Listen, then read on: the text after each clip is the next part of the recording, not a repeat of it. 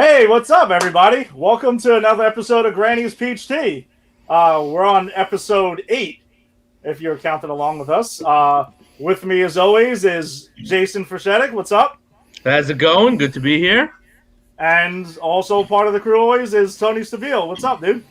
Gentlemen, how are you this evening? We're looking forward to our WandaVision wrap and some great content this week. So let's get going.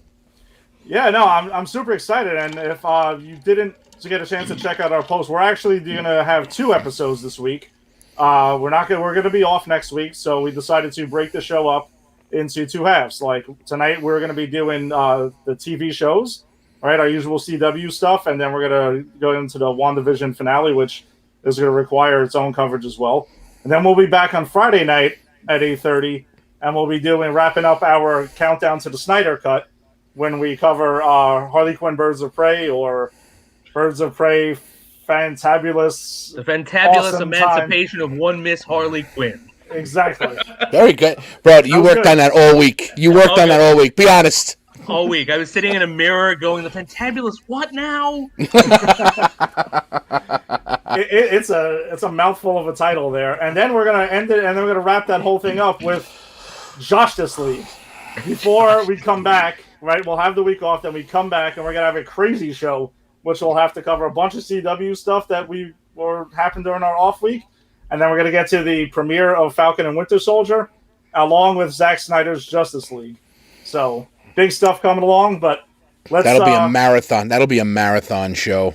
It's going to be as long as the Snyder Cut itself. It could be. It could be. 4 hour. Think about it. 2 weeks of shows, right? You got the premiere Falcon Winter Soldier, and then you have a 4-hour Justice League, which they leaked. Apparently, it got out, and somebody saw an hour of it and said that hour of that movie is the best DC movie that he's ever seen before. Wow. That is exciting stuff. There's Farachi chiming in here. Hey, fellas, thanks for the double duty this week. Appreciate you. And we appreciate you too there, boss. Yes, man. yes, sir, Steve. Same here. Hooking us up with this platform to discuss all this fun stuff each and every week. And then, Jason and Tony flip-flopping all around. Listen, we're versatile, man. We can move all over the place. It doesn't matter what corner of the universe here we're in. I'm down here now with Iron Man over here, right? Where are we? Iron Man's over here, and Amazing Spider-Man's over here. So I'm in good company. I'm happy. I always have my spot reserved right next to Amazing Fantasy 15, right in the corner, which I didn't even really think about this until now. I'm going to totally say it's on purpose. I think on a subconscious level, you did it on purpose, Ed. Of course I did. I mean, going with the Spidey shirt again, so yeah, why not? I got my Flash shirt on tonight, guys. Look at this. Nice. Flash shirt on, right? Nice. That's a nice one. I'm digging it, man. Yeah, first time, brand new. So figure what better way than to debut it on the show? So he. Did you take the tags off? I did take the tags off. Yes. Okay. I'm not one of those guys, man, that just tries it on and be like, nah, this is no good. I'm going to take it back now. I can only wear it once. No, I'll be wearing the crap out of this. Don't worry about it. All right, man. Styling and profiling right now.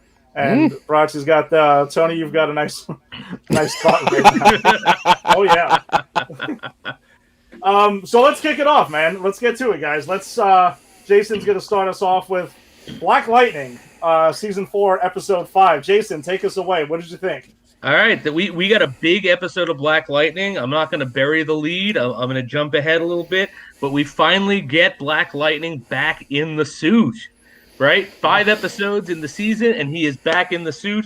And I have to tell you something, guys. I'm glad that I caught up with Black Lightning because I'm finally caught up, finished season 3, got through the Markovian War. Because if I didn't, I'd have been like, why does the Watch turn into a suit? That wasn't in the first season. So, because they kept that Watch, which I think is an interesting choice because that's his ASA suit. That's a different conversation to get into. Well, hold on, Jason. Though hold on, jump on that for a second. Which suit do you prefer now that you've seen both of them? So I actually do prefer the early season one. Okay. I think, I mean, of course, I think the newer suit looks more expensive and it's sleeker, and I think it looks nicer. I could see, they got more of a budget, so they upgraded the suit. I get that. Hmm. But there was just something very sort of homey, like homespun about that original suit, Yeah. and the fact that it is a show about this guy and his family and his connections to the neighborhood and the such. I felt that it really fit.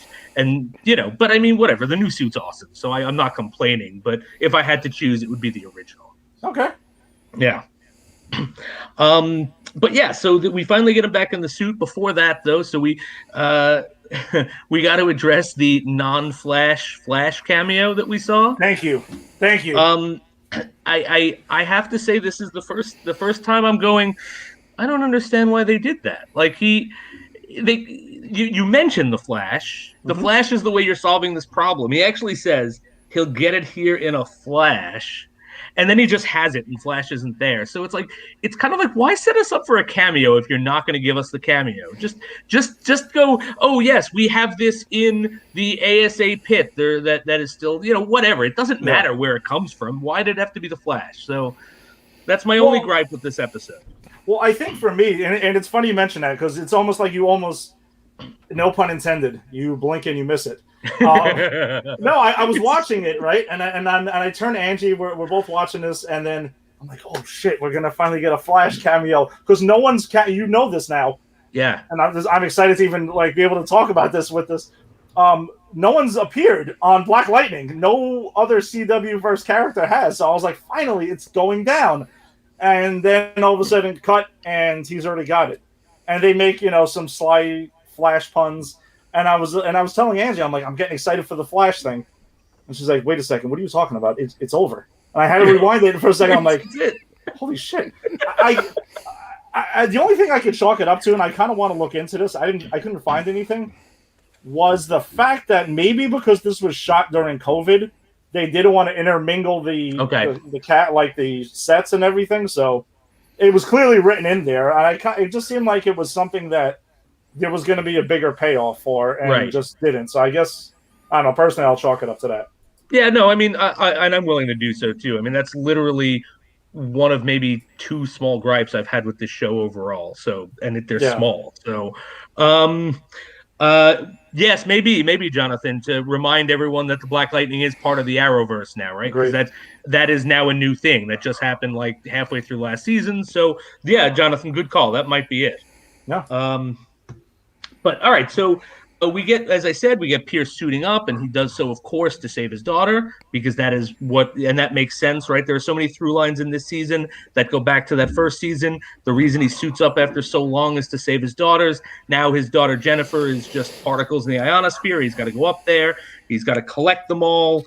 And then they do this thing where Gambi sort of, it's hand wave magical science where they put her in this sphere, and they're going to regenerate her and see if maybe it regenerates her. We don't know. We find out at the end.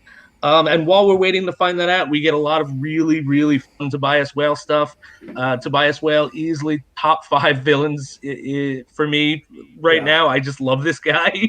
So do I. He chews up scenes, man. Like every single time. It's incredible. He is a scene stealer. He's like, I love it.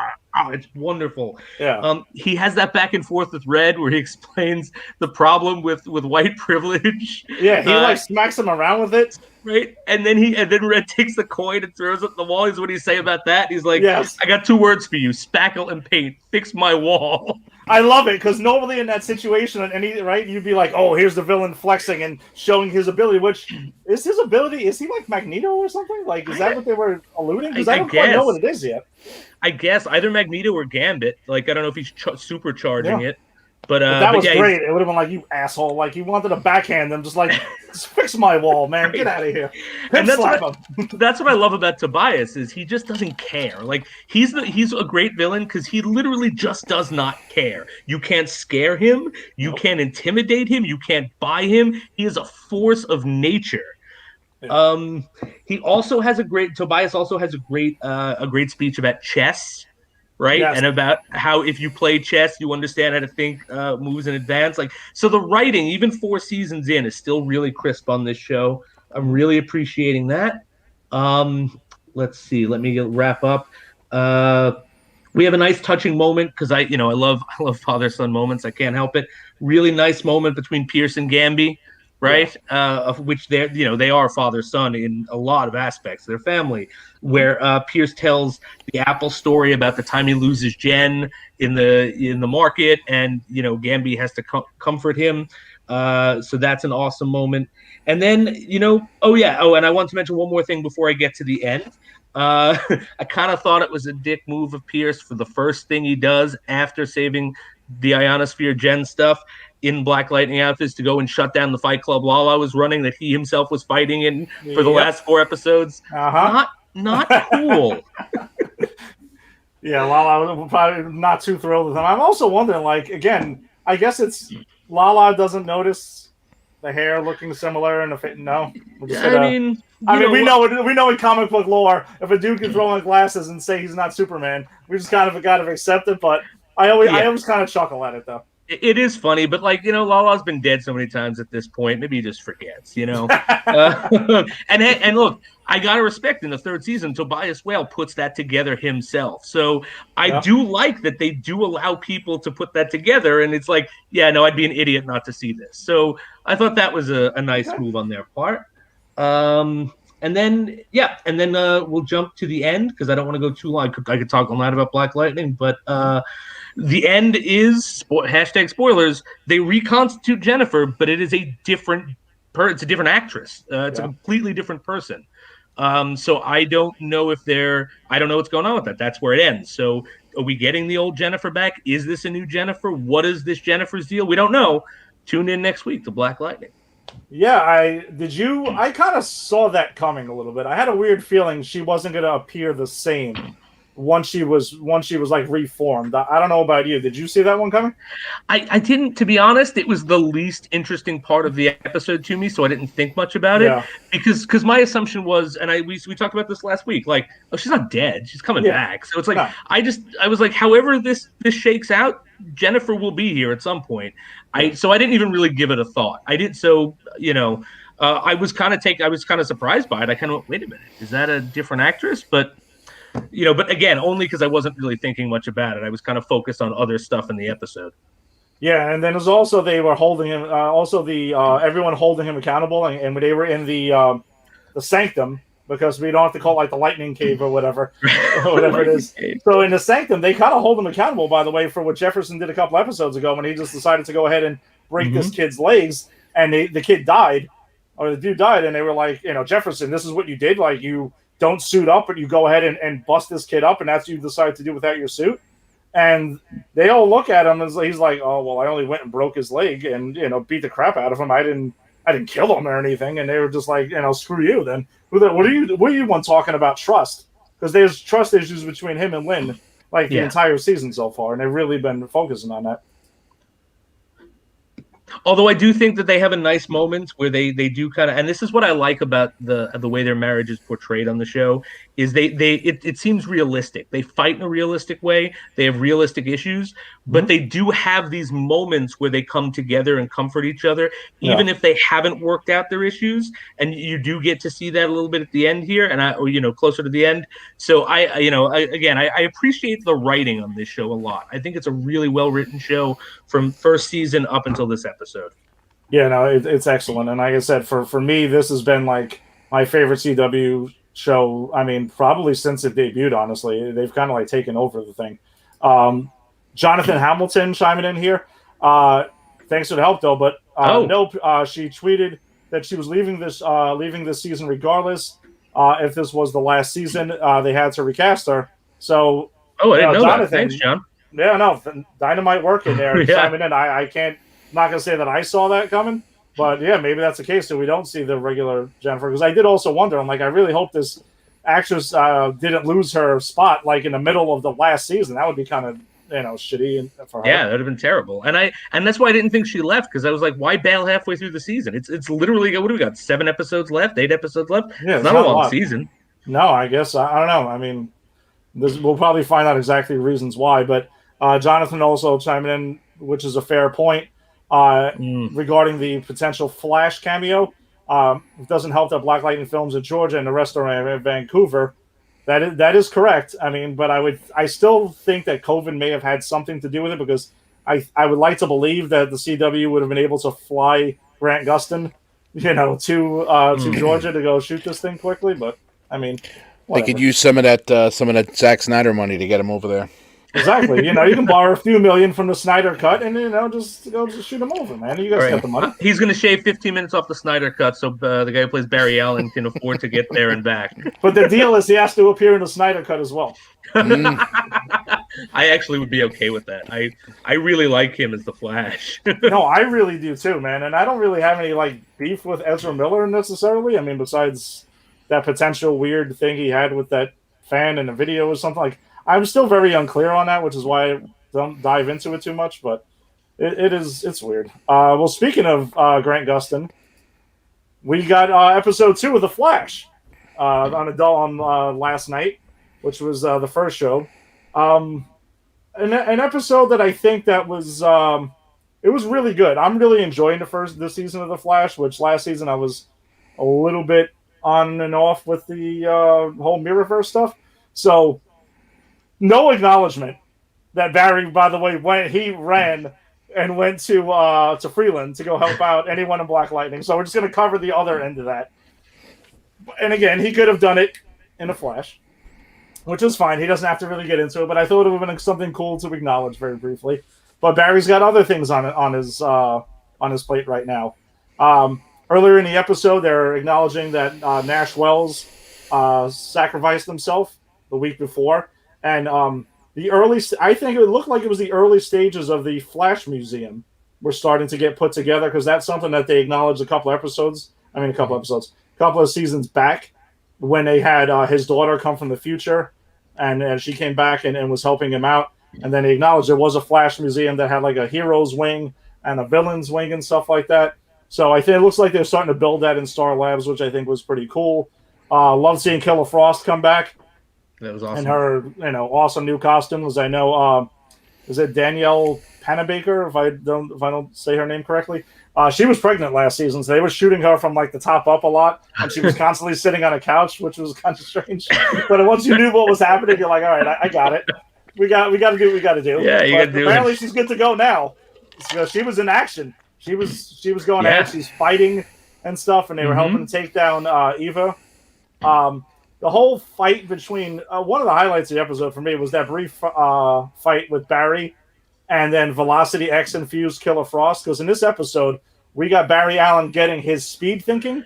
So he was ahead of Cisco, and he was ahead of everyone else. He was emotionless, and that was kind of the theme of the episode, because in the beginning of the episode, when they were talking about the Nash Wells stuff, they were pretty much, they were very much focusing on, what, besides our superpowers, besides everything, what makes our team so effective is our humanity.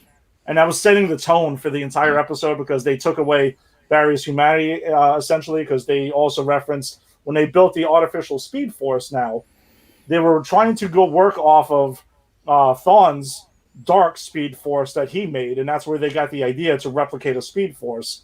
And to fuel Thawne's Speed Force, they used anger and and all these negative emotions to fuel it. So what Team Flash did was they said, okay, so let's make sure we don't put emotion involved in our Speed Force, so it won't look like it's a fallback. So they did that, but then they find out it gave Barry the speed thinking, and he was emotionless. Then suddenly he was a robot. And that's it's why also acting like that. Go ahead. It's important to note too that in the beginning of the episode, he has a line which is something like, I'm sick of my enemies using my emotions against me. So I thought, that was interesting. He sets it up as my emotions are a weakness, and then the episode goes on to show, no, not really. Yeah, exactly. I mean, can they be used against you like any hero? Sure. That's the thing. But you do need them, and that was essentially the moral, compass of the entire episode. The moral story was all right, listen, you can have a heart and do these things, and that's what makes you special. But that whole fight between Barry and Velocity X infused Killer Frost was pretty cool. She's running back and forth with him up buildings and hitting him with the ice and everything. I thought that was really cool. And also, I kind of really doubt. I was wondering if Barry at the end destroyed the artificial Speed Force. Because I think he just shut it down. Because, man, if he destroyed the artificial Speed Force after Nashwell sacrificed himself, I'm like, you're a real dick, Barry. Yeah, that's not cool, Barry. Yeah, you let a man die for nothing at that point. Exactly. But the big takeaway though for this episode for me was that crazy cliffhanger. That they have their like post credit scene with Flash where they just kind of show Flash the title of the episode at the end, and then they have a post credit scene where they just keep going and they'll do something crazy. So in that flashback scene, we kind of see where they look back to when season 1, when Thawne came from the future and he goes ahead and like switches, like makes himself look like Harrison Wells and kills Harrison Wells right there on the road. And they show when he dumps his body. But then we see like the green particles pop up out of his like where he was buried, and they reform original Harrison Wells. So the question is like, what the hell is this about? Like, is this Harrison Wells? Does that mean Harrison Wells is gonna get another chance? Like wheelchair Harrison Wells that was on Earth 1, that was the one that was working at Star Labs originally? Because there's been so many Wells, you probably lost track at this point. But that's kind of what I think they're alluding to. And I hope so, because I actually do remember the first season of Flash very well, because I really enjoyed that first season of Flash. I thought it was brilliant. And I was disappointed when the reveal that Thawne had been Wells the whole time, because I love that character of Harrison Wells. And so we never actually, unless it happens, I am only on season 4. So unless it happens in the parts of the show I didn't see, we never actually got to spend time with the real Harrison Wells. So I'm kind of, if that's where they're going, I'm in for it. I'm excited to see what happens, what comes of it. Yeah, and then, man, I know that they're teasing like a big villain returning. That's been the talk around Flash right now. And I'm hoping it's Reverse Flash. I'm hoping it's Thawne, because the way that they kind of like dealt him out in this whole thing, I didn't really care for, because technically that version of Reverse Flash sort of kind of like died on Legends of Tomorrow. So I was really? like, yeah, it was a very weird. Yeah, there was like a Legion of Doom team up thing that went down on Legends, and Thawne was like, running away. And he ran there, and he formed a whole alliance with, who was it? I forgot. It's one of the villains from Arrow whose name is not coming to me right now, and 2 of them actually from Arrow. Oh, Damian something or Damian other? Dark. It was with That's Damian. it. It was Reverse Flash, Damian Dark. Damn it, the Dark Archer in the original Arrow. Jonathan Bowman plays him. I don't know. Oh, yeah. Okay, I know who you're talking about. What's his name's father? What's his best friend's father? What's his name? I can't. Hold on. I'll Google it for you. Go ahead. It's killing me because it's like right on the tip of my tongue. Go ahead. Keep talking. I'll find it. Don't worry about it. Jonathan Hamilton chiming in. What I hope they explain here is where Harrison Wells has been the whole time. Maybe this is what we found out, that maybe it had something to do with the artificial Speed Force, or the Wellses like sacrificing themselves, and that's how he came to be. Yes, Malcolm Merlin. Thank you, John. Yeah, that's right, Merlin. Bravo! John, you are on fire. Bravo, tonight. our fans, baby, our fans. I love it. If we can't get it, then the man's faster than Google. He is. Here he is. I found him. There he is, Malcolm Merlin. Yep. Yeah, so they had this whole Legion of Doom thing, and I kind of thought that was like not the way to, like, that's not how you're gonna do, E-Boy Thawne with Flash. So hopefully he comes back, because they did tease him. He was a part of that future that I was talking about with Barry's daughter, and then he was there, but he also looked like Harrison Wells again, and he was in a prison. So there was a lot of weird stuff going on, but I have a feeling that's going to come back around now. But we'll see. And one more note before we switch gears. I'd love to see that since Ezra Miller was on Crisis. Ezra Miller was on Crisis on Infinite Earths. That was the big cameo to tie everything in. I didn't even realize that. No, dude. I know we were talking about it on pre-show, but Crisis at Infinite Earths had everybody. I need to watch this. They were mostly just cameos, but everybody. Burt Ward is in it. What? Earth 66 they show him. Yes. And what's his face from that was the reporter in Batman in 19. Oh, Knox. Robert Wool. Yeah, Robert Wool. Robert Wool. Robert Wool, by the way, who I ran into on a train in Philly around 12:30 in the morning, coming back to New York. Yes, after a World Series game, a Yankees Phillies World Series game, and he's a big Met fan. He's a big Met fan, Robert Wool. I did not know that. Yeah, he's a big Met fan. Very strange coincidence that we were all in the same train car as me and Jerry and Jerry's cousin were running for the train. But he was in Earth 89, of course, and therefore he was there. And actually, Ashley Scott, that was on Birds of Prey. She was Huntress. They show her talking to Oracle on another episode of Crisis. Wow, dude, the cameos are bonkers. They went deep. Wow. Like going back to Birds of Prey is going deep, and which we both have we discussed briefly. I think it was like in the first episode. Yes, we always have a soft spot for Birds of Prey, being the OG CW DC show. And Tim is a huge fan too of Birds of Prey. Man, yeah, wait until you watch it. All the cameos that I don't want to spoil a bunch of them. All right, yeah, I gotta so watch many this. more. Yeah, there's so many more. It's kind of insane. But yeah, let's shift gears to the next CW link that we got here, Superman and Lois episode 3. Tony, take us away. What were your thoughts on Superman?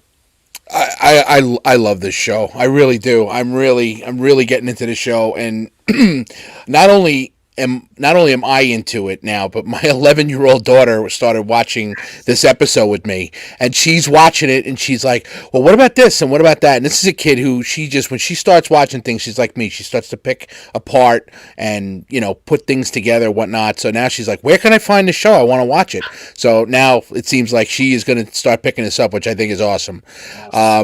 It's such a great, it really is. I mean, it shows you so much of the humanity of Clark Kent, and the fact that he the mistakes he makes as a dad, and and then you have the scenes where you have this opening episode where they're trying to pick out the paint, and they're painting the living room, and see the boys are completely bored. And I have to say the writing for the boys is excellent, because teenage boys, these are the epitome of 14-year-old pain in the ass teenage boys. They are, and the guys and the kids who are playing them are doing a spectacular job. They really are. So they're trying to pick out the paint, and there's Lois, you see this paint all over the walls, and then they start messing around, and then Clark hears something going on somewhere, and he's gone. And he's still Superman, but yet he is so Clark in these episodes as well. He starts to explain how he can use his powers. They're saying to him, "What's the craziest thing that you ever heard?" And so just typical teenage talk with with your dad and whatnot. And it was almost normal for a minute with them.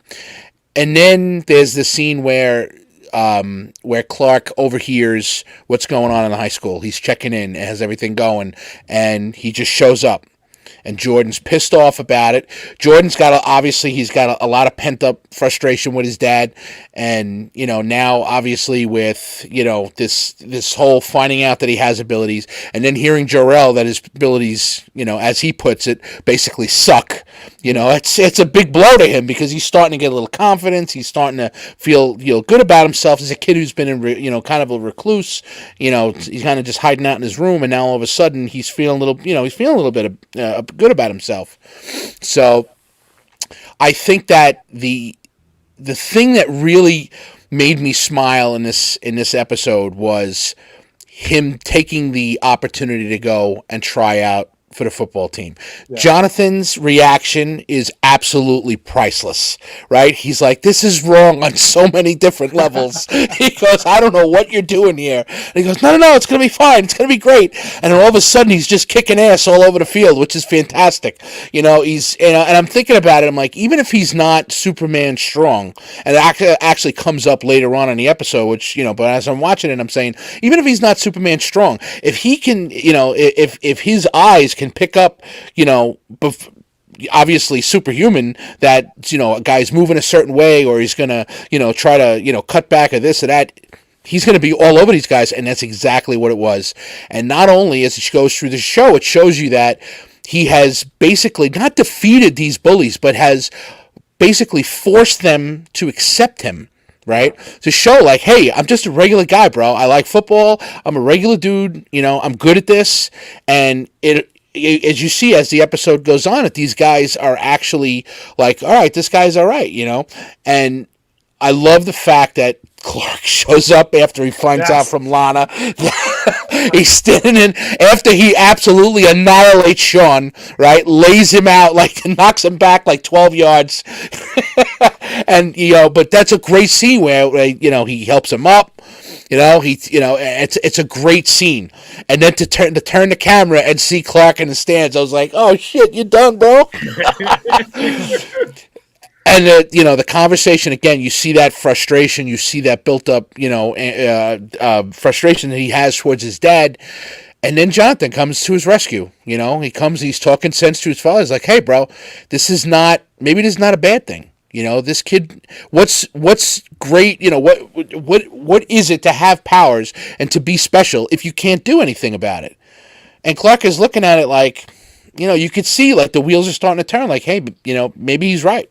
So he talked about it too, because he remember when Clark showed him he pulled out the glove and the ball, and Clark was talking about how he wanted to try out for the baseball team, but Jonathan Kent, the other one, told him don't do it, and it kind of made me think back to Captain America: Civil War when Peter's talking to Tony in his room. And he's like, well, I thought about it. I wanted to play this. I wanted to play that, but I couldn't do it before, so I shouldn't do it now. Right. I don't know why. That whole thing just really brought me back to that. And, it did. Yeah, right? But it absolutely did. And the difference is, and that's what, and that I think is kind of like the thing that Jonathan was trying to bring out to him is like, look, he's not you. He's him. He's Jordan. He's not Clark Kent. He's Jordan Kent. And he doesn't have the abilities that you have. Maybe it just levels the playing field a little bit. Maybe it's the fact that he is a smallish kind of a guy, but now he's strong enough that he could play with guys who are bigger than him. And I think that's a legitimate point that Jonathan makes, which is, I mean, but it's just a fact that, and I said this last week, the love between these two boys, even though they are complete polar opposites, it's awesome. And it's portrayed just a fantastic way. And I'll be honest with you, when Clark was listening and then showed up at the high school, I could tell you that every father wishes that they had that ability, because I'd be fucking all over the place, bro. I'd be everywhere. I'd be like, what's going on? What did you do? What'd you say? As a parent, if you had one superhero power, that would be it. To know where your child is and what they are doing 24/7, that would be it.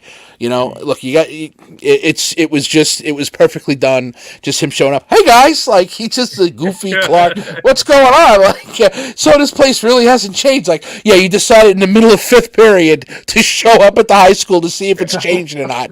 Okay, pal, very good. And it just so happens we were about to get into a fight with someone when you showed up. Yeah, that was exactly. Exactly. So it's portrayed really well. I actually like the fact that there was no Captain Luthor in this episode. It kind of breaks away from it. It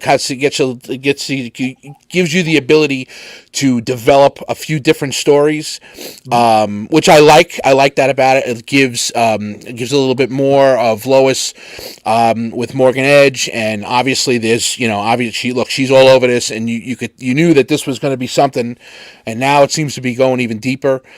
And look, just being able to watch a show and see Superman doing Superman things, I love it. I really do.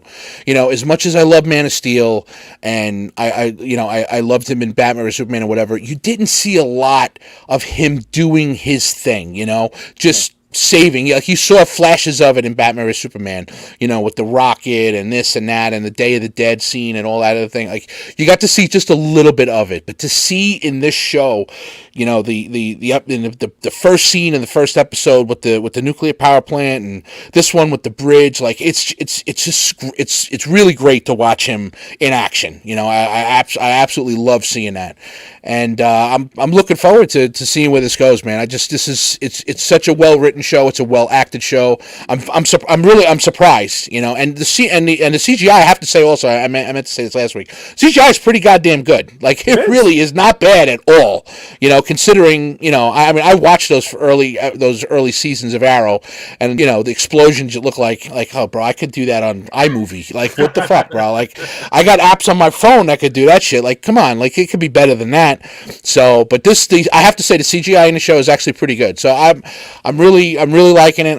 I'm into it, and I can't wait. I look for this now. The new after now WandaVision. This was the show now I look forward to coming on every week. I'm gonna just say this before I get to my points for the episode. It warms my heart, Tony, that if not for this show, this would have been a whole thing where I would have been telling Tony, yo, man, you got to check out the Superman show. You got to check out the Superman show. Yeah, probably. I don't have time for this shit. I'm so bad with shows, bro. I am so bad with shows because it's like if something's going on and I miss it, then I'm like I got to go back now. I'm so bad with this. But what I was on top of after Mandalorian really was the changer for me, because once I got through Mandalorian. And then now with WandaVision and this and that, and now with Superman and Lois, I'm starting to get into like a little bit of a rhythm with this now. But it's a really good show. It's a really well written show. It's a good show. Speaking of guys who are not great with TV shows but love Superman, Steve Grogan's popping in here with saying, I haven't seen the Superman show yet, but it sounds cool from what you guys are saying. I got to catch up on it. Grogan, it's only 3 episodes in, man. Catch up on it. Jump on the CW. It's totally worth it, bro. Dude, totally worth it. You will absolutely love it. You will absolutely love it. You will be hooked. 5 minutes into the first episode, you will be hooked on the show. If you see that scene in the first show, that opening scene with him at the nuclear power plant, and I'm not spoiling anything, but if you see that episode and that first couple of minutes, you will be completely hooked on the show. It is that good. And I'm not even a Superman guy, and I'm hooked on the show. Superman's my dude, man. I love that guy, it's real. And look, again, it's the same thing. Like I love Henry Cavill. We've talked about this a million times. Okay, he's a great Superman. I loved Christopher Reeve when I was a kid because there was no other Superman. That was the guy. But like, I love those movies. I love Superman 1 and 2. Everything else was kind of bullshit. But those first 2 were really good. Rogan loves 3 and 4. That's where his love for Superman is. He defends Superman 4. Oh, bro, we gotta have talk, bro. We gotta get Steve on for a few minutes and have that conversation. We're gonna talk Nuclear Man. When we get to the Christopher Reeve Superman movies, I think Rogan needs to have a guest spot. Only for 3 and 4, not for 1 and 2. Only 3 and 4. Because no. Actually, he hates Grogan, I'm sorry. I think he likes all of them, but his defense is that 4 is better than 3, and that was the argument that we've got a chance. Is there a chance that Nuclear Man makes an appearance? I'm gonna kick you off the show, Grogan. Bro, don't even mention that. Steve, I'll tell you right now, I have a better chance of making an appearance on that show than Nuclear Man does. So, but you definitely watch it. It's absolutely 100% a great. And that's the thing, like you see him in action. The CGI is good, and it's well acted. It's well written. The kids are believable. Like there are movies like, I don't know. You remember when Jurassic Park, the new, what was that, Jurassic World? When it came out? Yeah. I remember. Okay, and Ed, you remember what I said to you when I came back after seeing that movie opening night? I said to you, I'm like, I love Jurassic Park so much. I loved that movie, okay? And to see this movie, right, those kids in that movie were fantastic, right? They were great. It was a great story. They acted really well. They were really good. And then when I saw Jurassic World, about, I don't know, an hour into that movie, I wanted the kids to die. I thought it would be a better story if those kids would have perished at some point. If the dinosaur had eaten the younger brother, it would have been a better story than what we actually got. So Vicious, man. It is, but it was. But tell me I'm wrong. Watch that shit and tell me I'm wrong. It's funny. I actually never watched. What is it called? Jurassic World something Kingdom. That was the second one. That was the sequel, right? Second one, yeah. Okay. Go back and watch Jurassic World. Okay, watch Jurassic World and tell me in the middle of the movie when they're in those little bubble things and Jimmy Fallon's on and the thing, right? Tell me if those kids don't die in that scene, the movie's not better from there on out. Oh, Jesus. I'm telling you. So Steve Rogan, by the way, asking about the nuclear power plant. Dude, we joked about it when we covered that episode. Yes. It's never happening. I said when I saw the nuclear when I saw the scene at the nuclear power plant, and then there was a guy like showing up and everything like that. I don't want to give away now because you got to watch it. But when I saw that, I said it. I think I even said it on the show that week. I'm like, please tell me they're not going to put Nuclear Man in the show. Please, God help me, don't put him in here. So, but it's definitely not. It's really a great show. It really is good. My cool takeaways from this episode though was the explanation of the super hearing in the beginning of the episode where he's sitting down and explaining it. Not something we ever really got into because people did. I also was one of those people that wondered, like, Superman's hearing, like, if he can hear everything all the time or whatever. I mean, he's essentially Professor X. I mean, without going in the mind. I mean, you could hear. But everything. he did do that though. Like Zack Snyder touched on that in Man of Steel because you remember when he was a kid, he was in school and he was hearing all kinds of shit all over the place, and he was seeing everything, and they taught him to focus it. And and this Superman essentially tells the same story. He goes into a little bit more detail. You don't have the visual. You actually have to hear him explain it, but it's pretty much exactly the same thing. It's very well done. It's very well done. Yeah, what I thought was a really cool detail too, by the way. So when he leaves, that scene you were talking about where they're painting and they're all having fun as a family, and then he's got to go because he hears something. He hears like this whole thing going on in China. He flies over there to catch a bridge, and he's got some of the paint on his hand. Yep. And like the guy in the boat, like kind of like they smirk at each other briefly, and it's like they laugh about it. And that's something we never got to see before. Again, the further humanizing of Superman and Clark Kent is one of my favorite aspects about this show.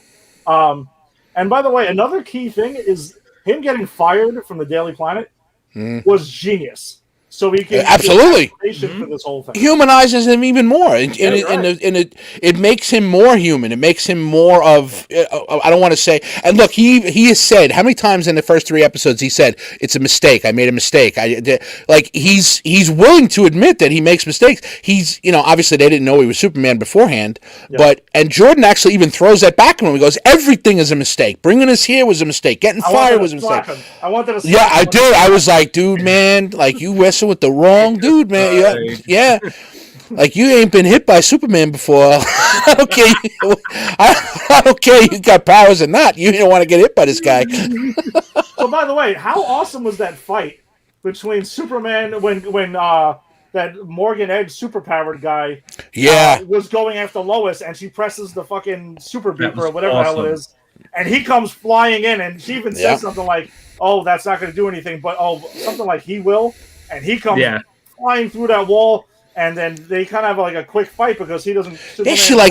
She stabbed him in the ear. Like that was it was like that was. I was like, yeah, Lois, go for it, baby. That's it. Yeah, like she's just we are getting badass Lois too, which I love it. Like you see her. Like you see in all of Lois right now. It's like I said, it's awesome. Yeah, it really is like awesome. Damsel in distress all the time. Nope. Like, keep saving me over and over. Margot Kidder was the damsel in distress. This chick ain't no damsel in distress. She is. No, she will kick your ass, man. And I don't do it. Look, you got twin 14-year-old boys. You better be that way. So, but I'm telling you, she's great. And just the line of the show to me, Jorel DeBarge. Yes. That was so great. That was such a 14-year-old, smart ass answer.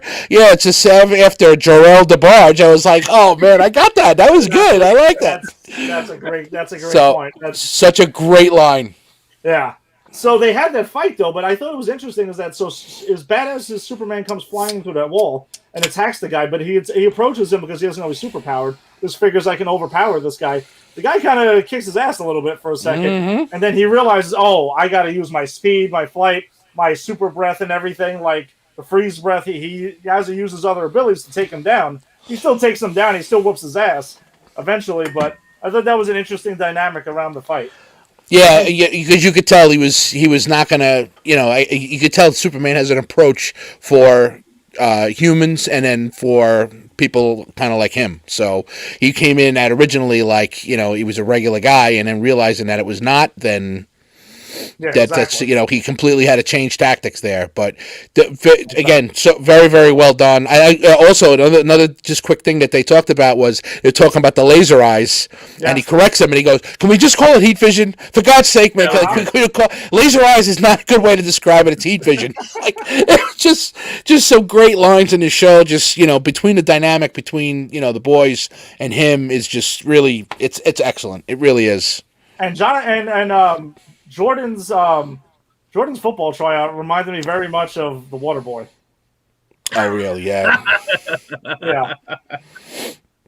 Yeah. Yeah. Other than the drop kicking of the tackles, yeah, I would say it's very much so much like the Water Boy. Yeah, I thought that was pretty great. Mm-hmm. Let's grab a few comments before we move on to the main event of the evening.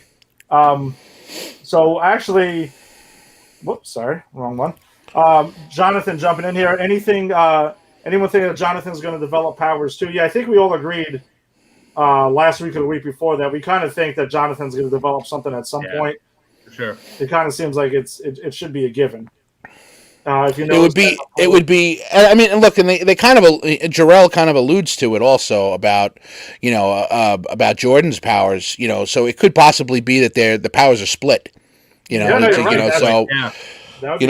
it could be the fact is that neither of them are going to be as powerful as their dad, but each of them are going to be enhanced enough that they'll be able to do something with it. So I I definitely think that they possibly kind of snuck that past people with Jarrell. So that's definitely possible. At least I think so.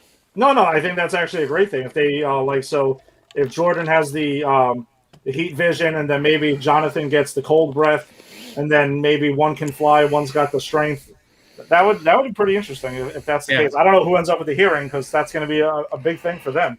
Yeah, well, that may not be one of the things they get, but I think that the way that I'm looking at it is that Jordan is definitely has obviously Jordan's got the strength and he's got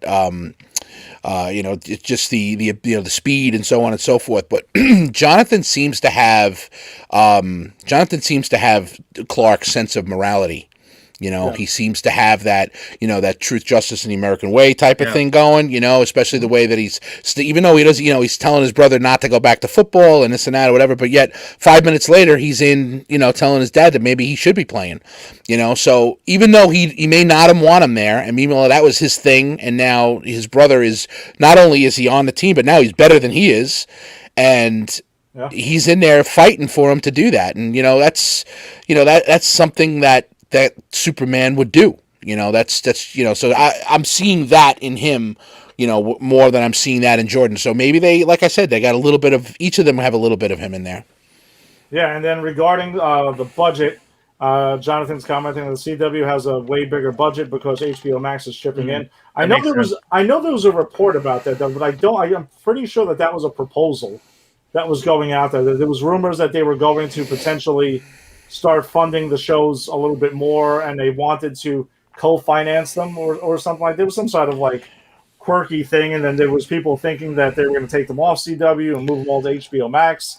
I think that's got to happen at some point or another. Personally, I think that's got to happen at some point, because if Disney is going to be pumping these shows out like Loki and Falcon Winter Soldier, WandaVision, Mandalorian, if these shows are going to look like this, there's no way that people are going to. It's just.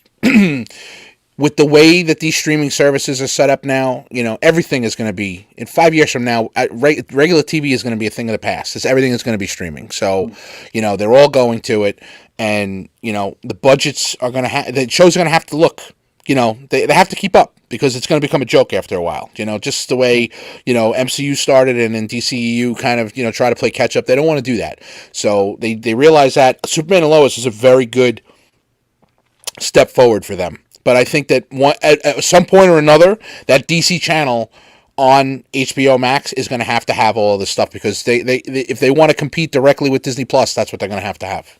Well, and the thing is, oh, sorry. No, go ahead. the thing is, DC does TV so well that I think that would be a really good step for them. Like, the movies are hit or miss. It depends on who you talk to and whatever, right? We've Yeah. discussed that. But I think pretty much, like, for the most part, the shows have been solid that they've done with the DC characters. So I Oh yeah. really think if HBO Max went, you know what, we'll do movies, but we're going to put our attention really into the show building, I think they could do something unique that Marvel isn't necessarily planning on doing with, building this whole world of television for streaming. Because, the MCU is the MCU. It'll do some television, but it's going to be predominantly movies. So I think this is an opportunity DC could jump on. This is also this is also where Marvel is actually trying to play catch up with DC because Marvel has had a degree of success with Daredevil and Jessica Jones or whatever, but not to the level of the Arrowverse. And really, Arrow was a show. I mean, look, if anybody would have told you 15 years ago, if we would have told you that a show about the Green Arrow was going to kick off an entire world within the DC, you would have been like, what are you kidding me? Oliver Queen, come on, they got the art. Really that's what's going to kick it all off. But they did a great job with that show, and it has grown and grown and grown and grown. And if you look at all the shows that they put out, they've had very few misses. Like really, they have very, very few misses. Marvel, you can argue, has had more misses than DC has had with the TV show. So Marvel is kind of incorporating the shows built around the universe, which built around their cinematic universe, which is the right way to do it because it's so popular. That's their cash cow. So it makes sense for them to have a streaming service, not only where you can get all the movies, but now you're going to intertwine that you have to have Disney Plus all the time because you got to see the next show that's tied to the next movie, that's tied to the show coming up after that. So they're going to have content constantly, and that's kind of going to keep us employed. So that's that's a good thing for us, if you ask me. But it's really the way Marvel is doing it is kind of not piggybacking off of DC, but realizing that the shows are going to be as important as the movies, and they're off to a great start, and DC's got to continue to keep it up, and they're going to have to step up their game, and I think HBO Max is going to have to come into that eventually. Well, I think that's an interesting point because I know DC. I agree. Like they've been at the TV show thing more often. Marvel did have Inhumans, which failed miserably. That was like really, really bad. That was essentially dead upon arrival. Yes, it was. Jason and I and Rick, actually, all three of us enjoyed Cloak and Dagger with Marvel, but it only Iron Fist was not well received. Well, no, Iron Fist was not well received. I would argue to probably say the 3 seasons of Daredevil and Jessica Jones were probably honestly, and Luke Cage. Luke Cage was very good. And Luke Cage, and Defender and Punisher. Punisher was excellent. Yep. I would argue that those were much better than anything that DC has done on TV. But I see what your point is, though, is that those only it was due to the Netflix Marvel deal where they had to kind of end that unceremoniously, because I think they would have continued. Daredevil would still be going, and Punisher and all these shows would be in season 5 and 6 by now. Agreed. But it kind of sucks that happened. DC, though, for HBO Max, they do have their corner, though. They have Titans now. They have Doom Patrol. We have a Green Lantern Corps show coming on that. There's also that they're calling it a Gotham PD, not to be confused with the Gotham. But Gotham PD is supposed to be spun off of the Batman, Robert Pattinson's Batman movie. So I think they kind of... Which is a smart idea. I mean, that's built off of Matt Reeves' universe. That's a good thing. But I think with my approach, and I don't think it's a bad one, is that DC is taking that approach where they're like, we're going to come at you with our HBO Max DC stuff, and they still own CW, so they're going to have their CW corner as well, and we're going to come out with you with both angles. So they could also keep making money through that. And, we'll see. But yeah, Marvel's taking a different approach now with their whole TV thing, as we've seen that in the MCU, these shows are really, really involved in the MCU. And they're MCU budget shows, which we can get to when we talk about our next topic, WandaVision. Well, and just right before we get into this, I will say that if Falcon Winter Soldier and Loki and Hawkeye and these other shows that are coming out are half as good as WandaVision, we just I don't even I may lose my mind like by the end of the summer at this rate. I mean, because this show was so amazing. Yeah, it was next level. But man, so we talked about this. We texted about this. That we were after watching this episode, we were kind of sad, and like Tony and I admitted that we missed WandaVision after watching the finale because we knew it was over. Yeah, I'm the same. I'm the same way. It's like, but I want to look forward to next Friday, but I know how the story ends now. Yeah, it's just like, damn it! Like this is the week off. We don't know what we're gonna do with ourselves on Friday. It's gonna be kind of strange. No pun intended again. Not at all. But well, very good. Eddie, I've come to bargain. So, for the overall thoughts of this is that to me the series finale of WandaVision was essentially a third act of an MCU film. I mean, that's kind of the way I saw it. They built it up, they led up to it, of tip of the cap, literally too, to Kevin Feige and to Marvel for taking this approach of like, we're going to take this weird zany idea of showing people TV shows, and we're going to do an homage to old school TV shows, and we're going to use it to be this mystery to unveil over 9 episodes, and we're gonna get to that, and so it turned some people off actually in the first 2 episodes. They were like, "What the hell am I watching?" But though we took a different approach because we knew that the facade was only one thing, but there was really something behind it, and that's an approach I think you needed to take. Because if they were just doing TV shows and it was leading up to nothing, they'd be like, "All right, what the hell is going on here?" Yeah. But the payoffs that we got were crazy. We had some people complain about it because all their fan theories didn't come true, and why they were crying about it. Our panel, I can safely say, absolutely loved it and didn't give a crap about our fan theories not coming true that we've discussed on this show and put ourselves out there with. Guess what? Spoiler alert. Mephisto's nowhere to be found. Sorry. No. I don't know about that. Tony, all right, Tony. We're going to get to that. I wouldn't word it that way. He doesn't. Let's put it this way: Mephisto doesn't show up in this episode. I'll leave it at that. He was nowhere to be found in the episode. We did not see Al Pacino pop up and go, "I'm Mephisto. I'm here." That's what I meant in those terms. We're definitely going to get to our what the hell do we think this all means in the end, but it kind of played out like that. Like the episode opens, guns blazing. They picks up immediately right where we left off last week. They're in the street. Mm-hmm. Agatha Harkness has the kids, choking them and stuff, and Wanda's in the street right there. And they get into this, this quick fight that's there. And then, the kids get away, and Wanda throws a fucking car. Like, very much like Tim. Very much like Tim's Volkswagen thing for Superman and Batman fight. Hits it with a fucking car, and the best thing about it was the 2 boots under the house. A nod to Wizard of Oz. How awesome is that? How great was that? I mean, how great was that? I saw it right away. I was like, oh my god, it was so great. I laughed my ass off immediately. Bro, there have been so many moments like this of just little things where you see it and you're just like, oh, I know what that means. It's from the first episode, and bro, and I went from that. For when I tell you that I was watching the first episode the first night, and 10 minutes in, I was ready to text you both saying, "What the fuck am I watching?" Right? Literally, that's what I was going to text you, and I went from that to sitting literally on the edge of my seat through the entire 47 minutes of the finale. Amazing job on that. Amazing job, especially with little things like that, like with the car, the house, and the boots like that. Just perfectly done. So we were all there. We were all there, kind of like if you remember Captain America in the Avengers in the original, where he's just like, "Oh yeah, I get that reference." And he's talking about the flying monkeys thing. Yes, that's right. Yep. All over again. We were Captain America right then. Yep. I know what he's doing. I know that. I get that one. But then White Vision shows up right after that. By the way. Oh my god.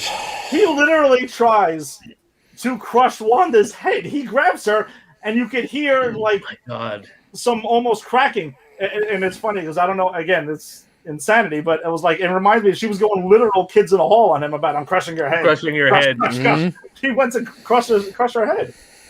And I got to give it to Paul Bettany here because again, man, what range! Just like looking at him, and he's like, White Vision has this like constant sneer, right? And he looks at her and he just goes, "And they said you were powerful." And it was like it's such a 180 from the Vision we've gotten that I'm like, wow, is that Paul Bettany too? That's amazing. Like he's so good. Well, and remember, remember that the original Vision was created by who? Smart ass Tony Stark. So obviously he wasn't going to create a robot that wasn't going to have some type of personality. You know what I'm saying? So he was going to have that. It was going to have that in there. This was not designed by Tony. This was designed by Sword. So you got the straight faced, no nonsense kind of thing, and that'll come out obviously later when we get to that scene. Yeah. So the next scene that's there that we get to is like, it's a scene with Sword, and they're kind of taking a look on it, and then Jimmy Woo walks in, one of our all-time favorites, and he does this whole bluff to Hayward. Hayward's laying it down, and he's got his cute little, you should have vision, and Jimmy Woo's like, yeah, that's a good one. All right. Okay. But then Jimmy's like, how about my boys in Quantico? They're going to be here within the hour. And he's like, get him out of here. He's bluffing. And then we all know, like, he's probably full of shit. And then they show him calling on the phone and like, listen, do you think that you guys can get here within the hour? That was hilarious. That was absolutely hilarious. Gets himself out of the handcuffs, which was great. The magic starts off as a fun nod to, do you remember this in the movie he was in? And it literally saves the entire day. Yeah. It is such a wonderful payoff for that. Yeah, that Flourish. Exactly. That was absolutely tremendous, man. Jimmy Woo. Thank God we're going to see him again in Ant-Man and the Wasp. Mania. We have not seen the last. We have not seen the last of Jimmy Woo. That's for sure. Absolutely. So then the next scene we get to is Agatha attacks Wanda in Town Square. I mean, she goes right after her, right in front of everybody. Like they're pulling, kids' gloves are off now, man. We're going at it. And then she has this, during this speech, she reveals one thing that we got right here. Yes. One of the things we did get right. She's like, listen, there's this whole thing about the Darkhold. There's this whole chapter about the Scarlet Witch. You are the Scarlet Witch. And she, brings back the Darkhold. So now, as much as we did get that right, yes, the appearance is a little bit different, but for those who are unfamiliar, the Darkhold, I'll repeat it again, made its appearance in Agents of S.H.I.E.L.D., was tied to Ghost Rider on that series, and also apparently appeared in Runaways, but I did not watch Runaways, so I can't really get into that too much. But yeah, so the Darkhold was mentioned, so they confirmed what that book was. So there was something that was being theorized by many fans that did pay off. And then they're telling us a whole chapter about the Scarlet Witch. But in this chapter, Agatha also mentions that the Scarlet Witch is more powerful than the Sorcerer Supreme, who right now is Doctor Strange. That's a big thing. That's not obviously a throwaway line there. We're just like, hey, listen, you are more powerful now. She may not be as knowledgeable as Doctor Strange at this point, but you are damn well more powerful than him. So that's another nugget of info bomb that was dropped on us, and that she's destined to destroy the world, which is a scary whole thing. But then Wanda says, listen, I don't cast spells. I'm not a witch. I didn't have no one taught me these things. Blah blah blah. And then Agatha, to kind of prove her point, starts freeing the people of Wanda's mind control right there in Town Square, and then you start getting some looks, and you get the woman, I think Dottie was her name in the show, played by Emma Caulfield, who's a Buffy the Vampire Slayer alum, which I always love to see them. But she has this wonderful heartbreaking moment of I have a daughter. Maybe she could be friends with the boys. Maybe she could be a bully. I really just want to see my daughter and hold her. And it's it kind of reinforces even though Wanda's going through some stuff, she's also putting these people through some stuff. That was a heartbreaking moment. Right, and what about the woman that said, "If you're not going to let us go, then just kill me because I can't live like this anymore." Yeah, that's says it. And I think that's really the thing that kind of shook her out of this thing, was that realizing that I'm torturing these people. I'm not meaning to do it, but I'm doing it, and I can't do this anymore. And at that point is when she decides she's going to break the hex so that they can actually exit and get out of there. Yeah, and that's like really jarring to know. Like they really laid it out for Wanda, how much pain these people are in and what you're really doing. And yeah, you're right. No, Tony, you're 100% right. That kind of like snapped her out of it there for a Yeah. bit. But then Right. they cut away. I'm sorry, go ahead. No, I was gonna say she says that no, you guys are fine. I've made it so you're at peace. I So protected you. it Yeah. further she doesn't realize what she's done. Right, and remember that Vision was the one that saw the woman that was with the clothesline that she was crying like this, and he's the one that talked to Norm that he was all concerned about his sister who had been sick. So there, she really didn't know what anybody else, because I think what she did was she put whatever she did, and then she just kind of blocked it all out. Like if you notice, she doesn't only engages the people that engage her. Like she wasn't going out looking for anything else because she didn't really want to know. I think that she just basically wanted to, live in her happiness and not have any of these other things that would, so she didn't want to know. It was like, like a don't ask, don't tell kind of a thing. And then, but by hearing it from everybody, made her realize, like, I can't do this to these people anymore. They, I have to let them go. I have to free them. And she does. Yeah, and you can look at it like if you want to look at the show this way, that the whole hex and everything could be a metaphor of somebody, for someone creating their own little world. Obviously, this is on an MCU level in a literal sense. But, when you're going through grief and going through a lot of shit, you do create your own whole little world that you don't want to be bothered in. And that's kind of what I got from the whole hex and a lot of things from the show. Agreed.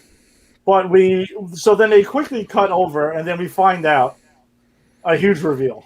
Another thing, which, by the way, I will say was half right, but we got it also tremendously wrong. The big reveal was in Pietro, as Agatha calls him. We get to see the man cave that he's got Monica locked up in. But when he asks her, he's like surfer dude and asking, like, hey, you like Steven Seagal? That was absolutely like out of left field and hilarious.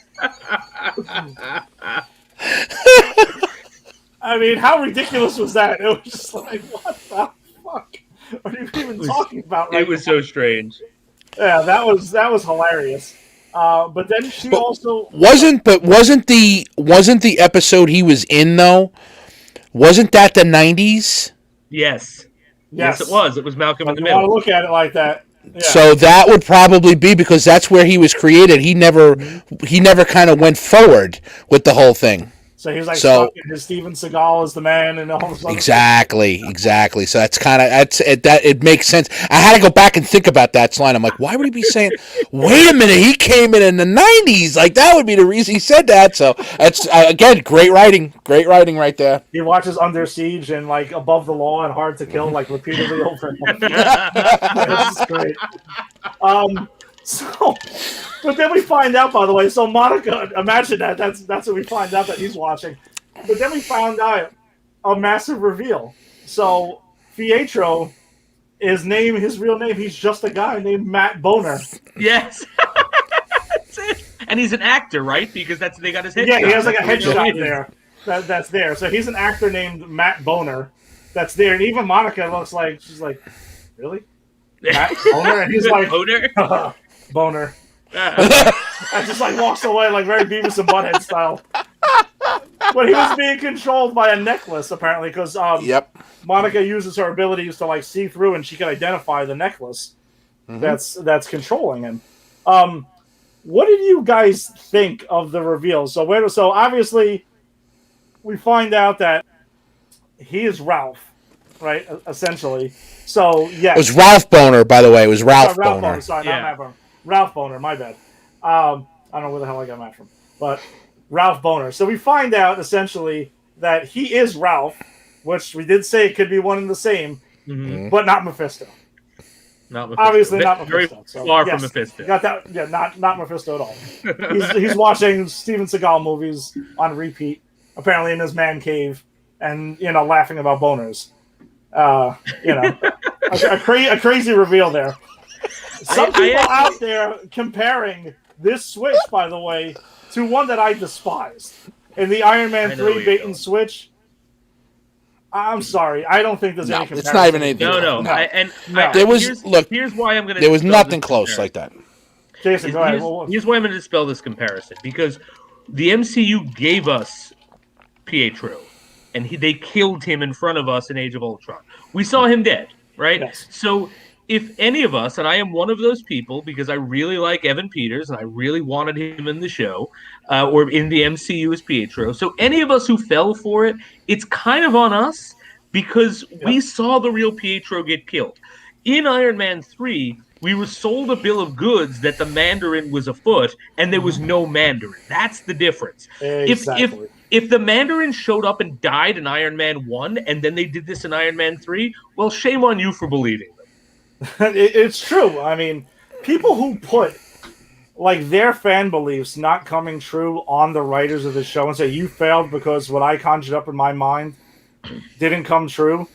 I'm sorry. That's ridiculous. You're an idiot.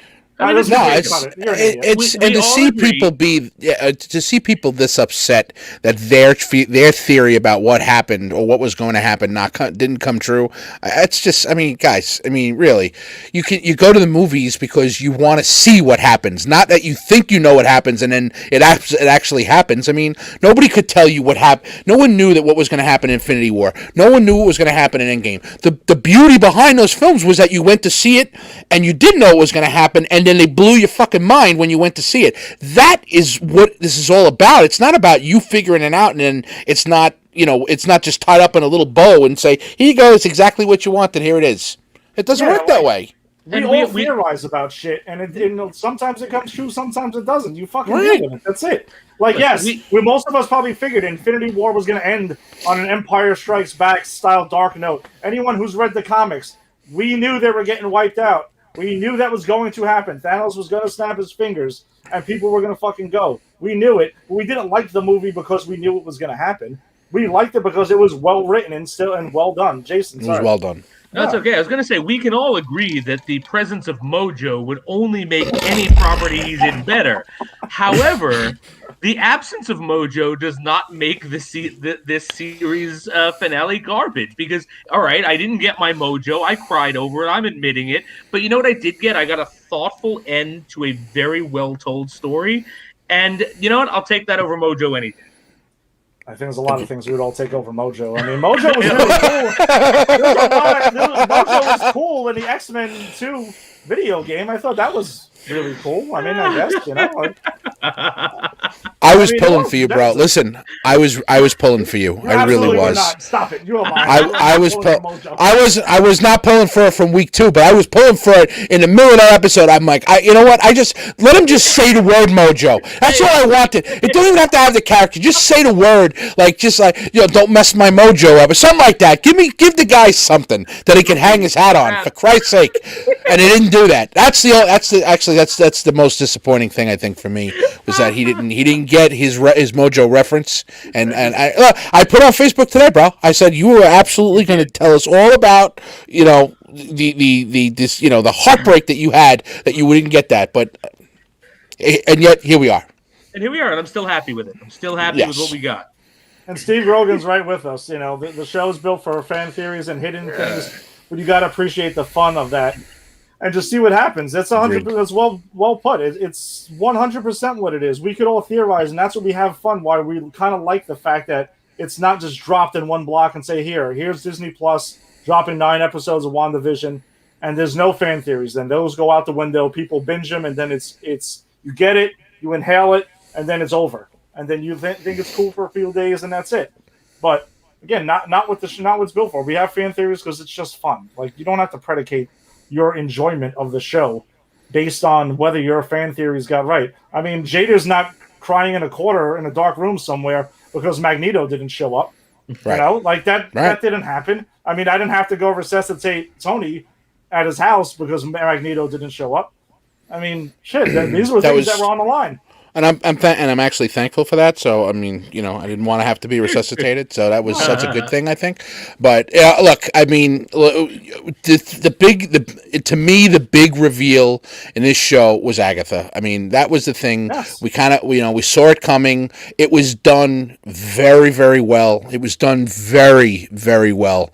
The whole the black and purple magic, the Darkhold, the cellar, the hex, her taking her through all of those memories, her finding out exactly what she is and the power that she has, and then Agatha basically setting it all up, telling her all of this shit, and then she gets, and then now, she knows exactly what to do to become even more powerful than she really was. She could have just went on living her life not knowing all of this shit until someone told her what it was, and then she did, and it ends up being her downfall in the end of it. So this show has really been a well written. There's been so many Easter eggs. There's been so many different things that you've been able to pick up. It's been so much fun. That's what it is. When you watch these things, look, if I wanted to read a comic book, and then see it just come to life, okay, you know the whole fucking story. Like, why would you want that? Like, I want the intrigue. That's what makes an Easter egg fun, is the fact that you can, listen to, watch these shows and see what they have and see the little nuggets they give you, and then try to put something together. Some of it's going to be right, some of it's not. And that's the fun part of the whole thing, for me at least. No, that's the whole experience. And listen, Jason and I have talked about comic books for like God knows how many years now, too. And it didn't matter. We were piecing together House of M because it looks like it was going to play out like that.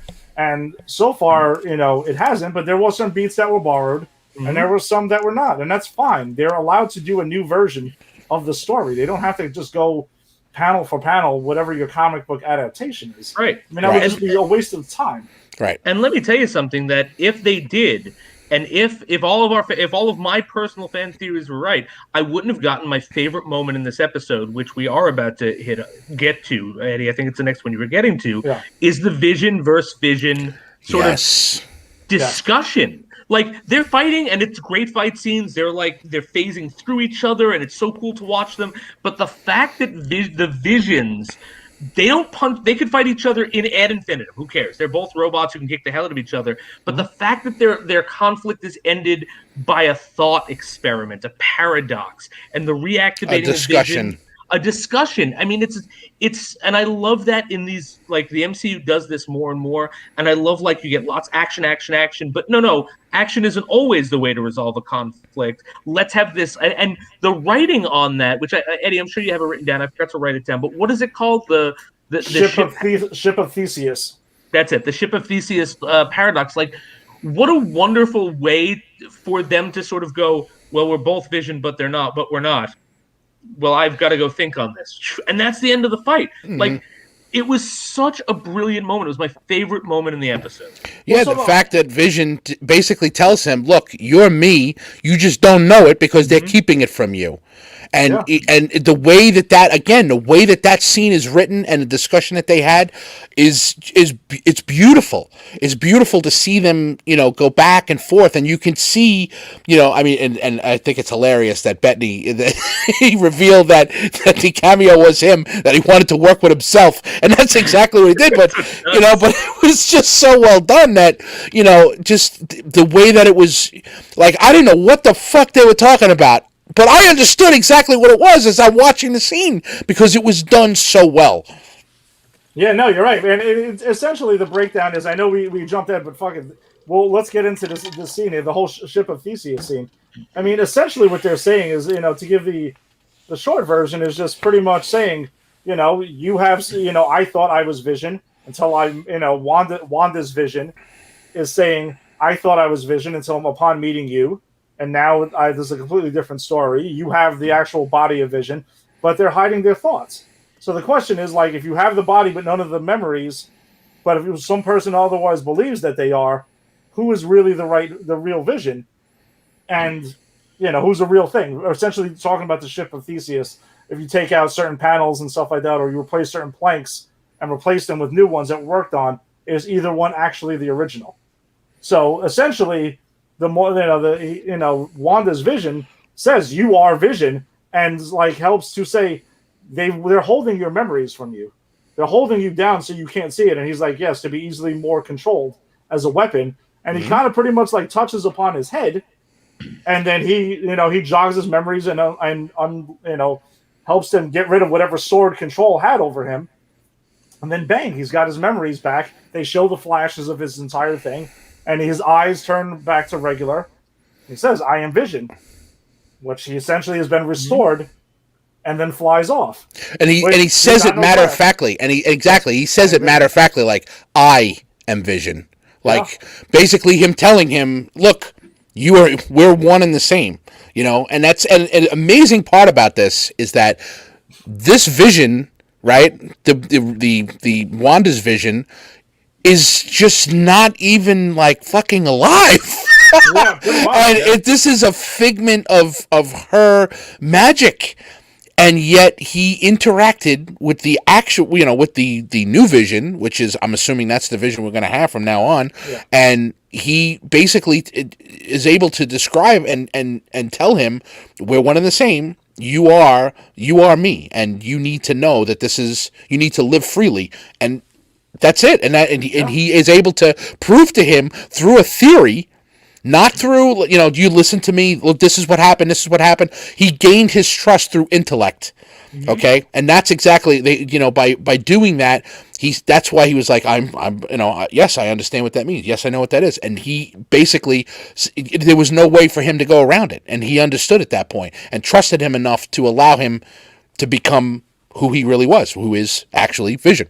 Yeah, and Jason, for we've read some Avengers comics and stuff over the years and stuff, so we're fairly familiar with Vision. That scene was like the most Vision scene we've ever gotten in the MCU, by the way, because that's totally how something he would do. Absolutely, because Vision, like, he fights if he has to, but he's a creature of logic. He's a creature of intellect.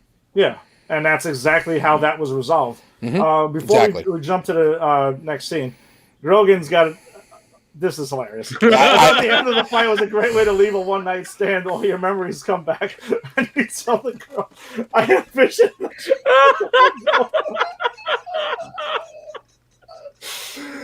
Oh, man, that's great. I'm actually, tearing up, wow, this is hilarious. Oh, my God. Nicely done. And the crazy thing is that I can almost kind of picture Grogan doing this. And just with a serious face saying, I am Vision. And then just out the window. And that's it. Bravo. Wow. Bravo, Steve. That was beautiful. Nicely done. Oh my God, that's hilarious. Hilarious. Oh my God. So we jump back. I'm gonna try to get it together. We jump back a scene. So the Hex. So after the people are asking Wanda to free her. I can't. Oh God, that's great. All right, I'm sorry. I'm sorry. I can't even read the damn thing. So once Wanda snapped out of it, she starts to okay, they've got a point. Let me go ahead and get rid of the Hex. So as the Hex dissipates, by the way, her vision shows up, and so do the twins. And then she sees them disappearing, essentially. It was almost like they were getting snapped out of existence, and they were starting to fade away. So obviously she's like, oh, shit, I got to figure something out. They can't exist without the Hex. So she closes it back together, and while it was dissipated, she tells the people of Westview, get out of here. Go, I'm freeing you. This is over. But then obviously once she sees her family can't exist without it, she's got to close it. Yeah, she's got to close it and try to figure out another way, which was something you would expect. And then that leads into some awesome... Great line. A great line. I have it. This is definitely here. It's a great line. So they're in the square, in the town square, and then Sword is in there because Sword jumped in when they saw the opportunity that the Hex was dissipating. Let's went in there. Let's go. Let's get in there. Let's get them now. And then when the family's together, you got Agatha's coming at them from one angle, and then you got Sword coming at them from another angle. And then White Vision is there because this is before the ship of Theseus scene, and then they kind of have this Incredibles pose where they're all there together, which I thought was hilarious. Yeah. Especially since it was on the marquee that was standing right behind them in that episode. So exactly. So again, Marvel just hitting us with all the friggin' awesome knowledge and deep dives here. They go with that, and then. One of the things Vision says, we didn't prepare you for this, talking to Tommy and Billy. Your mother and I. But you were born for it. Yep. Yeah. How awesome is that? Yep. And then she also hits us with another line, right? When she looks like she's about to go fight Agatha, she's like, boys, handle the military. Mommy will be right back. Mm-hmm. boss. Wow. Drop. Wow. Yep, Boom. that's Yep. awesome. Yeah. That was that scene where when Vision says that, he goes, "Your mother and I never got to prepare you for this." That was just like, I was like, "Oh, dude, this is so great! It's just so great." Yeah.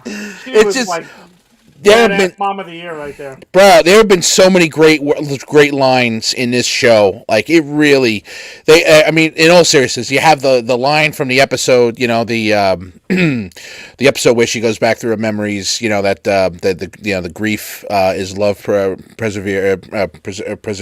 Yep. Like that was such a great line. And then you have this, and then just there have been so many great lines in this show. And I know I've said it a million times. I'm beating a dead horse, but it goes back to writing. I mean, it's written so beautifully. It really is. It was great.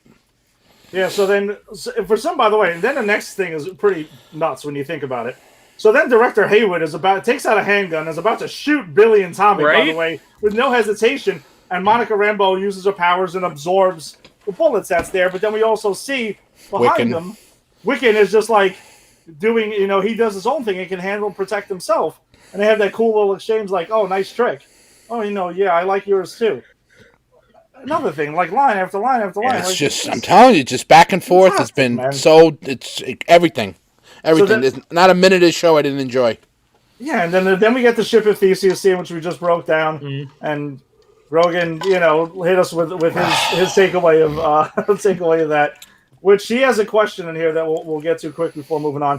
Why couldn't she just minimize the hex around the house and just live there? I get it's isolated, but at least everyone's alive. It's not really a life. She realized that it's not a life, and that I think she realized at some point that, she needed to be able to move on. I think going back through her memories and seeing that and realizing that, she needed to, she couldn't live like this. That she needed to move on from it. And I, well, we'll get into theories later, but it's, that was, she realized that there was no way that this can continue. That, with. That wouldn't be fair to the boys. It wouldn't be fair to them just to live in the house by themselves. So it just wasn't gonna work out. So then Wanda goes ahead and sneaks behind Agatha and hits her with her mind control thing that we saw a lot of in Avengers: Age of Ultron. But then never since, by the way. Never since. Mm-hmm. So then they take them back to the Salem witch trials, and they're there. But then Agatha's playing along and playing coy. But then she flips the script on them, and then all of a sudden, all the witches that she destroyed and took all their powers kind of like zombify and come back to life, and they're all like, "Oh, you're the Scarlet Witch, you're the Scarlet Witch." So it's almost like they're going to go after her and take her down. But then she kind of punches her back into reality, or her, to the MCU and gets her out of that quickly, which I thought was a really smart move by Agatha to play along, like, "Oh, you got me," but no, not really. Mm-hmm. We got you again. And then there's a sky battle, which we've had a lot of them. We didn't mention this before, but there was a sky battle with the visions going on in the background for most of the episode. But then there's a real sky battle takes place with Agatha and Wanda. When Agatha, Wanda's hitting her with everything, and Agatha's telling her, give me your power. This is it. Like, you're not. I'll help you out. I'll help fix your whole thing, and you can have your whole world.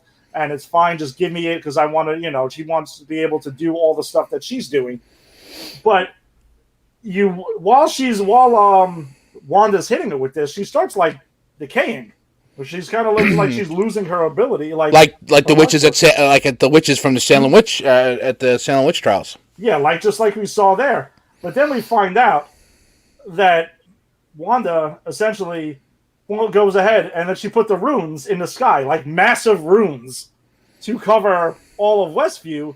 And if you remember back, she's like, so the runes are only the witch who cast the runes could only use her abilities in this, and use her magic within the space, which she has it covering all of Westview at that point. Mm-hmm.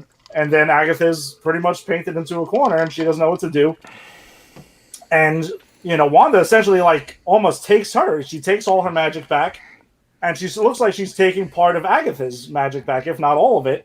And then she makes herself a new Scarlet Witch suit out of this, I guess, in the Which end. looks awesome. I love does. the Phenomenal. look of this. It Like, does. I'm so happy to find, because I love the Scarlet Witch in the comics. I don't know much about her, but I'm a big X-Men fan. She was all around the X-Men for a while. I know, of course, like they couldn't use Scarlet Witch. They couldn't put her in the outfit because of the rights issues. So knowing that now they don't have that, when she gets the name, I got excited, and when I saw her in the outfit, I got so excited. It looked so good. Yep. Yeah, and another thing I love about the whole Scarlet Witch thing, because that's one of the through lines throughout the series, is that she Wanda Maximoff becomes the Scarlet Witch, but not just in name. They built the whole, theory around it, and then Darkhold, and there's like a prophecy and all this other stuff, which I thought was really cool. It gave it like a lot more meaning than someone just saying, "Oh yeah, you're Scarlet Witch. Yeah, you wear red. Okay, fine." Right, yeah. She's not Scarlet Witch. She is the Scarlet Witch, Right. which has some importance in this world of witchcraft that, we've just learned. So I think you're right. That's a big difference. Yeah, and then Grogan pointing out too, they really played up Agatha teaching Wanda over the last 2 episodes, which it's definitely a thing. I know Jonathan actually had brought that up last week. Do we think that's going to happen? And we can share that in our theories going forward. But you guys would know better than me. Listen, we're all fans. We all know the same damn things. We all can Google whatever we want, and maybe we knew it already or didn't, but it's all there. We're all taking a ride together, man. Right. So they definitely lean into that, and we can get into our theories there. But at the end of it, though, Wanda banishes Agatha to Westview. Okie dokie, artichoke. Which, hilarious again. Great line there. So she pretty much turns her into the noisy neighbor that she was pretended to be. And is like, pretty much, you're going to be stuck in this. Screw you. That's it. And then Agatha tells her, you don't know what you've done. You don't know what you've unleashed. And then you're going to need me. And she's like, I can teach you. I can teach you. Exactly. That was not that. Again, I've said it. We've said it a million times. There are no throwaway lines in this show. That's one of them. That is definitely one of them going forward. And she follows it up by saying, "If I need you, I know where to find you." Again, not a throwaway line. This is not the last we're going to see of Agatha. Absolutely not. And it shouldn't be. Was it Catherine Hahn? That's the actress's name. Like we've been talking about how great Olsen and Bettany are. I also want to throw in Catherine Hahn. She deserves a fucking Emmy. She deserves an Emmy. She was fantastic. Yeah, they've all been fantastic with on this show, but definitely not throwaway lines. We know we're going to see Agatha again, and then pretty much a sad thing is that right afterwards, Vision is talking to Wanda. And they know that the hex is going to go away, and he's like, "I know you're going to do the right thing. You'll put everything right, but not for us. But not for us." And you know it.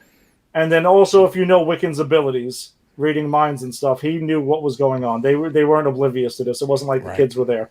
Right. So pretty sad moment when they go back to their house. They go back to the looking normal again and stuff, and they go to Vision and Wanda go to tuck the boys to bed, and there's a conversation there that takes place. And one of the most heartfelt ones before they walk away to have their own goodbye is saying, Wanda tells them, thank you for choosing me to be your mother.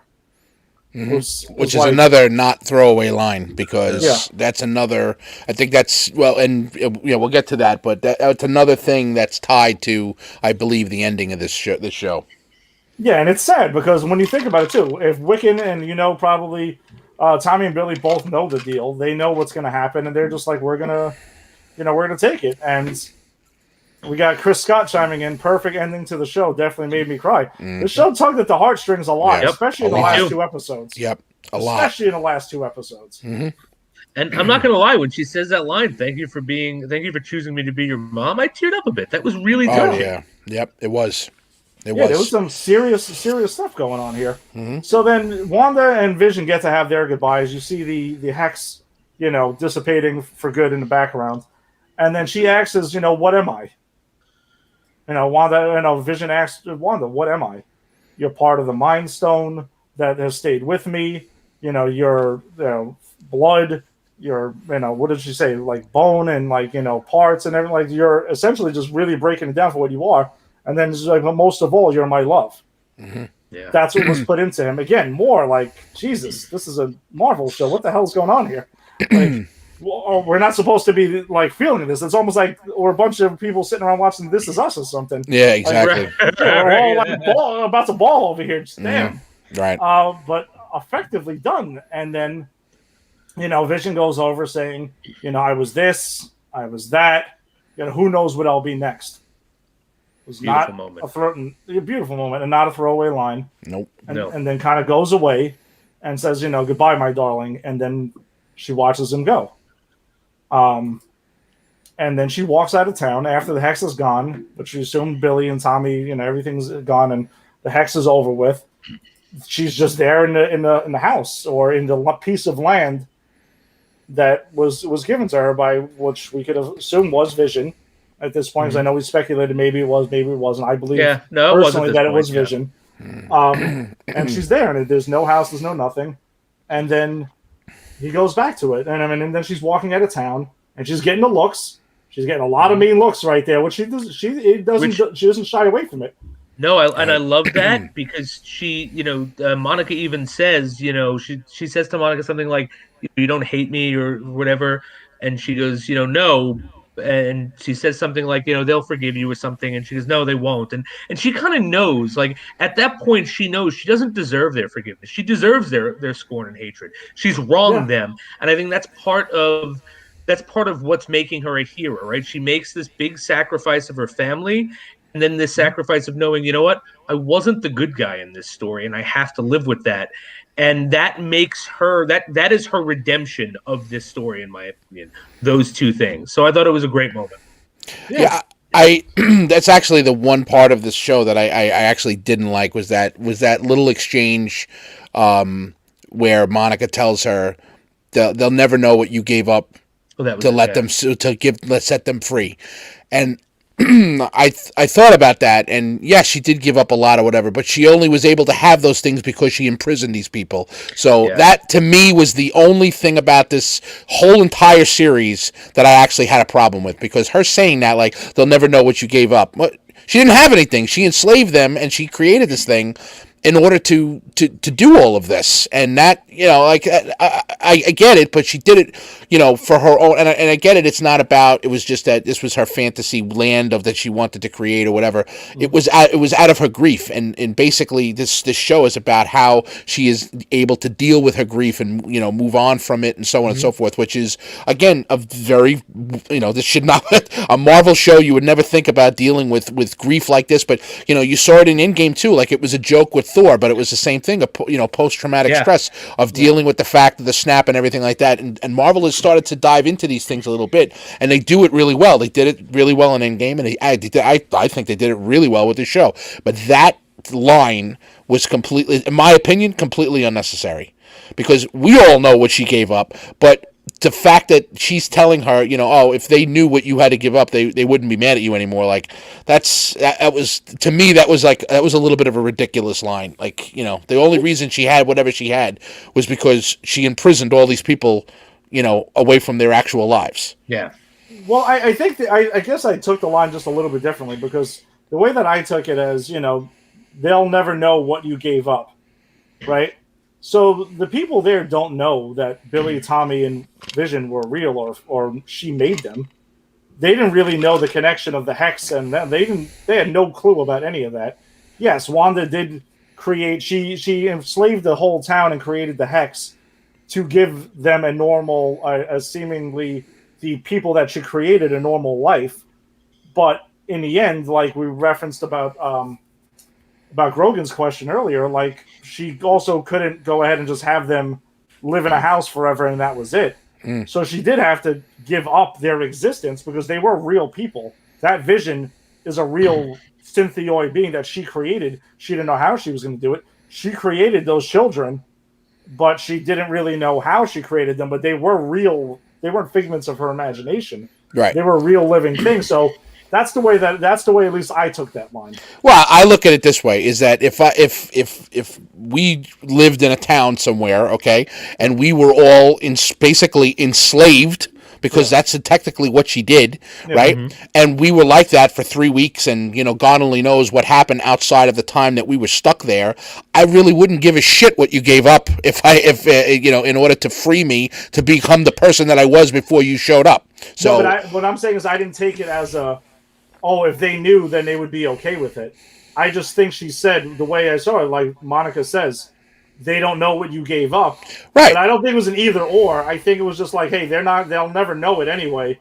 But I think it was not saying that, if they knew, then they would be okay with it and they wouldn't be mad at you. I think she was just stating the fact that they'll never know right. what you gave up, and that's it. I don't think it was an either or thing. Right. Because I agree with you. If it was an either or thing, then I would say, yeah, you're right. I mean, screw that. If someone was warping my whole existence for their, so they could have their family, then, Yeah. Yep. Cry me a river, but stop making me be black and white in a sitcom. Right. Yeah, well, exactly. that's it. I mean, look, I would love to live through an episode of I Love Lucy. That would be wonderful. But awesome. I mean, yeah, it would be great. But I would like to stop it after the 30-minute mark and then go back to real life. But I guess my whole point is, I know maybe not. It wasn't an either or thing. Yeah. But at that point, knowing what happened for the last whatever, and being, as they described, tortured with her grief while they were under. I really, honestly, I really wouldn't have mattered to me. You know what I'm saying? And that's the whole idea of the line is I'm enslaved. I've been tortured for the last however long I've been here.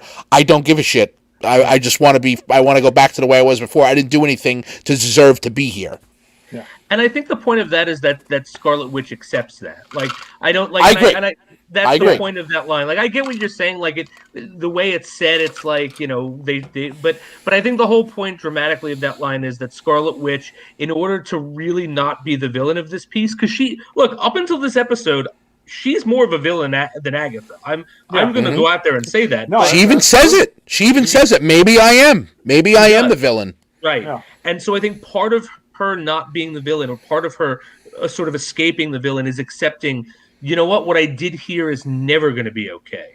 Mm-hmm. And I think that's what that line is supposed to convey, because she does say something like, wouldn't matter to them, right? And that's the point. Like, I've done something so egregious, it doesn't matter what my reasoning is, it doesn't matter what I gave up. And I think the point is in her acceptance of that. Right. Yeah, and another big thing from this conversation that we're talking about, though, is the fact that she says, I don't understand this magic, but I'm going to learn it. I'm going to understand it, and I'm going to learn to. So then, essentially, she just kind of like flies off and just leaves. And that's technically how the episode ends. But then we get the trademark, and we knew this was coming. We knew we were getting a mid-credit scene, and we're going to get a post-credit scene, because essentially, if we're going to say this was the third act of an MCU film, this comes with the deal. Set up the next thing going, and it didn't set up the next thing. It set up, I shouldn't say that. It originally would have set up the next thing, because if we look at the original timeline, Doctor Strange was supposed to come out after WandaVision. Yes. So literally that end credit scene would have led right into the next movie, which unfortunately we're not going to get it at that point. I really wish, which I really wish that we would have, but the mid credit scene sets up another thing that's going on, which we're going to get in Captain Marvel 2, I'm assuming, and the final scene is definitely would have led right into Doctor Strange, which I was gonna we'll get to that right now. Like Rogan's saying, I think she came full circle. She was built to be a villain, and now may accept the fact that she's the Scarlet Witch and may just be a villain. We're gonna see in Doctor Strange in the Multiverse of Madness whether she's a villain or not a villain, or whether she goes to him for counsel. Right. Exactly. Although that second end credit scene sets up some questions about that, but we'll get to it. Yes, it does. So the mid credit scene we get essentially is a scroll telling Monica Rambeau that somebody upstairs wants to meet her, and pointing up, and it's an old friend of her mom's, and we knew that. And it's pretty obvious that it's Nick Fury. As we saw him at the end of the post-credit scene of Spider-Man Far From Home, where he's shown there like barefoot, kind of walking around the base in space, which is to believe to be, a sword thing. Now the questions is that Hayward got arrested, which by the way we didn't really mention too much, but Hayward gets arrested thanks to Darcy coming in with the funnel cake truck and boxing him in and saying enjoy prison, which was a lot of fun. and that was literally her only scene in the finale. Yeah, 10 seconds, she's gone. Yeah, I actually think that they needed a bit more wrap up for that character. Agreed. But from what I understand, I was reading somewhere that they had actually written a better wrap up for that character and a better wrap up for Jimmy Woo and for Monica, yeah. And for Evan Peters as well. There was supposed to be something where they searched the Agatha's house for the Darkhold, but because they were filming during COVID and they had to, so I think that there are some loose ends, but I don't think it's the fault of the show. I think it's the fault of the pandemic that we're found ourselves. And Scratchy was actually supposed to be a demon. Like there's a whole So there were things that they wanted to put in that they couldn't end up putting into the show. So. Right, and Mephisto, Mojo was supposed to be there. Very obviously, Mojo was supposed to be. Yes, and Reed Richards and Doctor Doom and Magneto and Batman and who the hell else knows what's going on here. But I think with the mid-credit scene, it's something interesting to take away. So it does lead into what we believe is going to be what's going to happen in Captain Marvel 2. But another thing that's because she is in the character is 100% confirmed to be in Captain Marvel 2. But another thing, though, that it could be setting up is that Disney Plus does have a Secret Invasion show coming.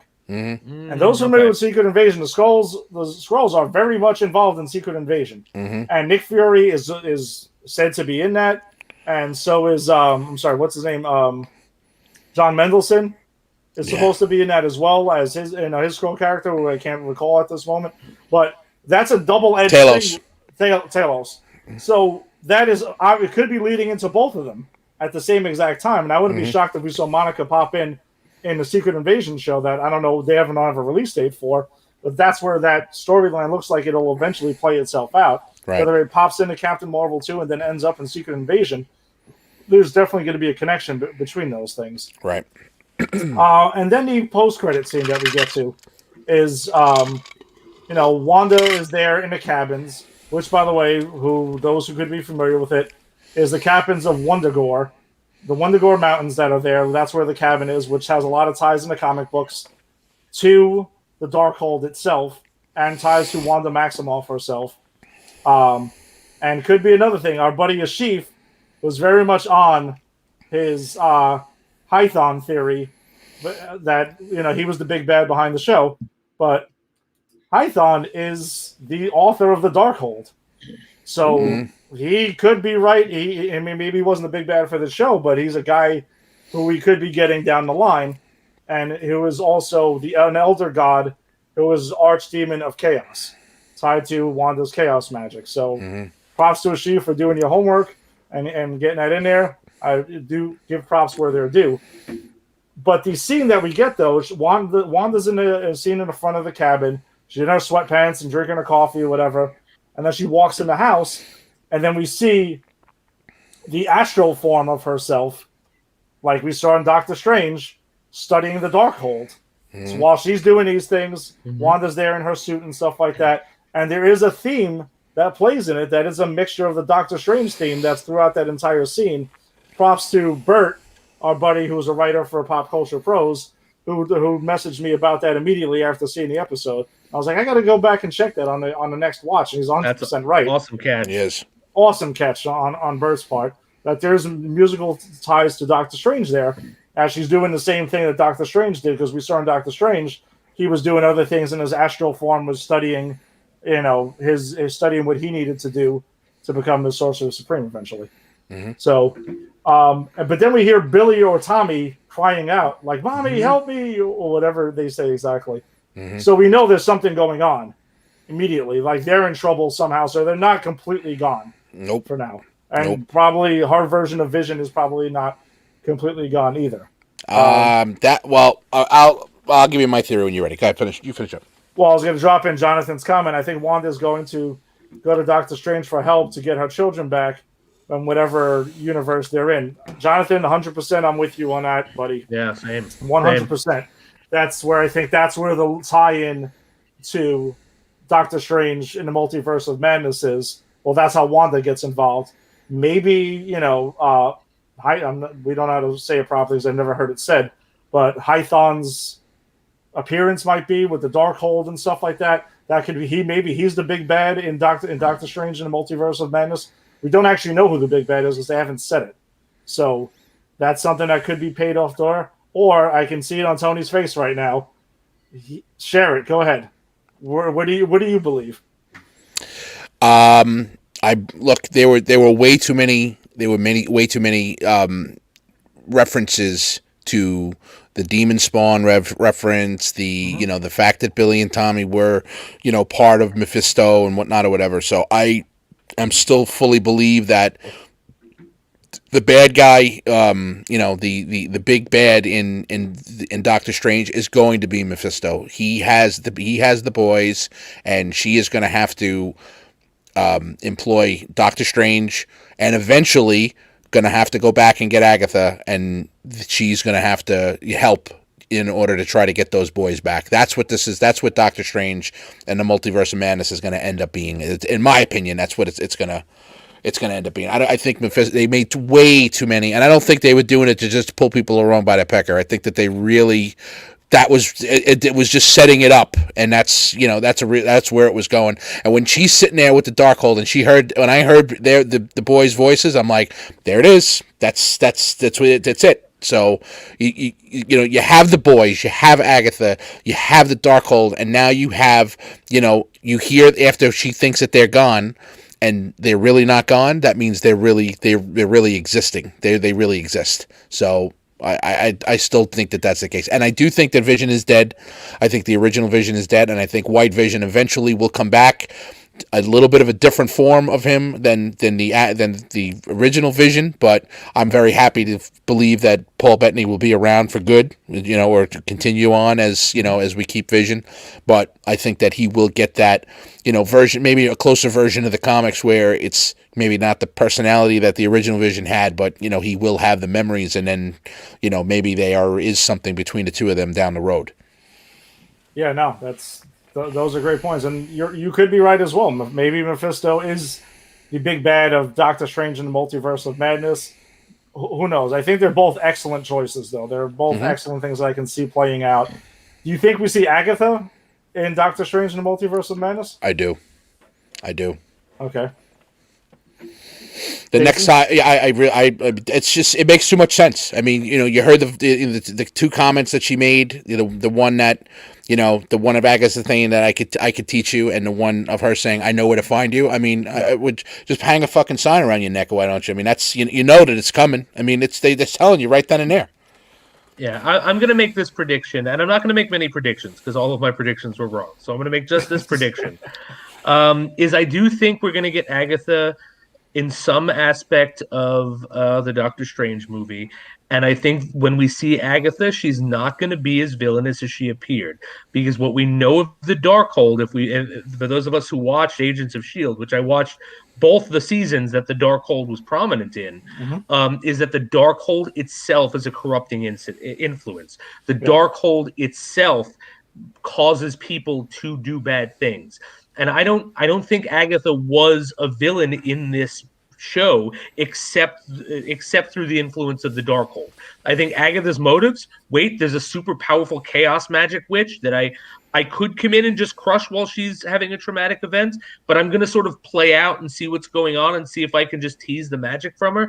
That is not the actions of an evil person. I think what happens at the end when she just goes, I can't wait, I need that magic, it's the corrupting influence of the Darkhold. And when we see her next, we get a softer, more Agatha more aligned to her role in the comic book as sort of the Scarlet Witch's mentor. Yeah. So that is my prediction for what happens, but that's the only prediction I'm going to make. That's an excellent one, though. It is. And I'll even follow that up, because what if, so now Wanda has the Darkhold, so now maybe that corrupts her, that now she goes and tries to do whatever she can to go get the boys back, and Doctor Strange is the one that has to go get Agatha because he needs to understand what the hell is going on with this. So I mean, you've opened up a whole can of worms here, bro. Yeah, there's a lot that can be done there. Yep. Yeah, no, this thing's definitely set up a ton of potential here, and then Alex is chiming in saying, I think Loki is going to be in Doctor Strange too, since Loki might switch up the timeline in his miniseries. That's also correct. And Alex, from what I understand, though, they've been talking about Loki, a second season for Loki already. So I don't think it's going to be a mini series per se of being just one season. We could It's very one of the well ones be that can getting. continue. Yeah, that's one of the ones I think that can continue. So that's something to be like very excited about there. If he's living in his own timeline, there's no reason why that can't happen. So, I mean, you don't want, it's the character's dead, but yet living in another timeline outside the MCU. That would make sense. So I was talking with Rick earlier, and I can already tell where Jason's mind might be going with this. So we were discussing, like, hey, where the hell do you think Vision went? After he's just like, I am Vision, and then just leaves. Like, do you think that maybe, because Rick was throwing it out there, that's a possibility, that maybe he goes to Wakanda, to where he died, to maybe the spot of his death? Because technically that's his last memory that he just regained. The scene where, the whole place where Thanos ripped the Mind Stone out of his head. Or do you think maybe he's looking for Tony, being his creator in the past? Like, he's not looking for Wanda. Or Bruce. Bruce is another one? It's funny that you say this, because I was just having a conversation with some of my students after class today, virtual class, about this episode that we're talking about.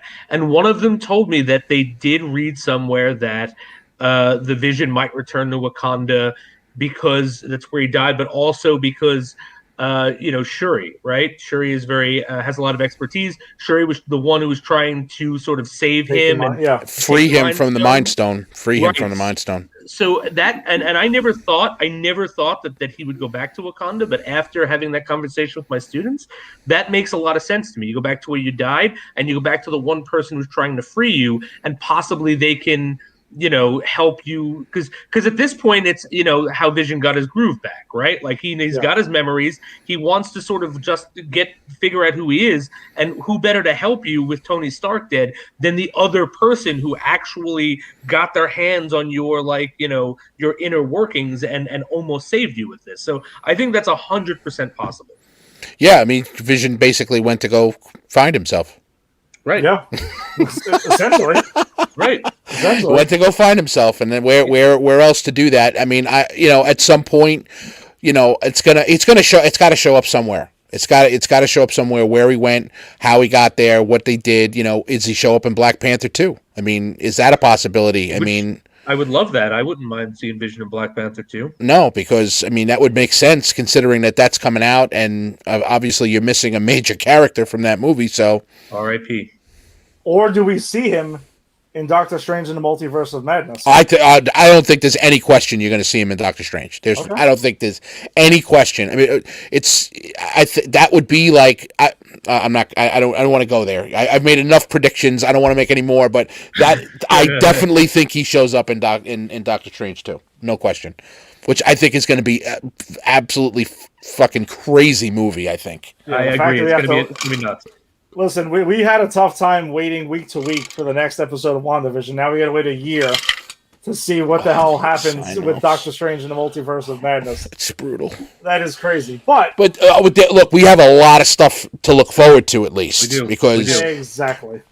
A week from Friday, we got a brand new show and I am very excited about the next show coming out. Then we'll have Black Widow. Then we'll have Loki. Like, we have a lot of stuff to get us to there. It's not like, look, we had to wait after Far From Home. How long did we have to wait till the next Marvel thing came out? Right? We're still waiting. I mean, we got WandaVision. No, it was WandaVision. Yeah. That was it. Yeah. So we waited from July of 2019 till what? February of 2021. January of 2021. Okay. And we waited through 2020, which that year took 5 years to pass. Exactly. Right. And I mean, I know we were supposed to get like that 8 months hiatus from the end of Far From Home, and then to get to to get to the new shows, and they kind of set everything up and so on and so forth. So I know we were supposed to get that anyway, but it just never ended. So now we got to the point where we have literally something coming down the pike like every other month, for the next 2 years. So we're gonna make up for lost time. I know we have to wait the year, but we have a lot of stuff that's gonna come out after this. And by the time we get to that, we'll be just going back and revisiting how much we loved WandaVision, because right before Doctor Strange came out, I know we're going to binge watch the shit out of the show, and we're going to go and just love every minute of it the way we did. I can't wait to go back and now binge it and watch it straight through again. Yeah, it'll be a crazy way to look back on, because I think it'll make the earlier episodes seen in a different light now. Absolutely. And even though we loved them, but you'll see it in a different light since you know the ending. And I agree with you, Jonathan.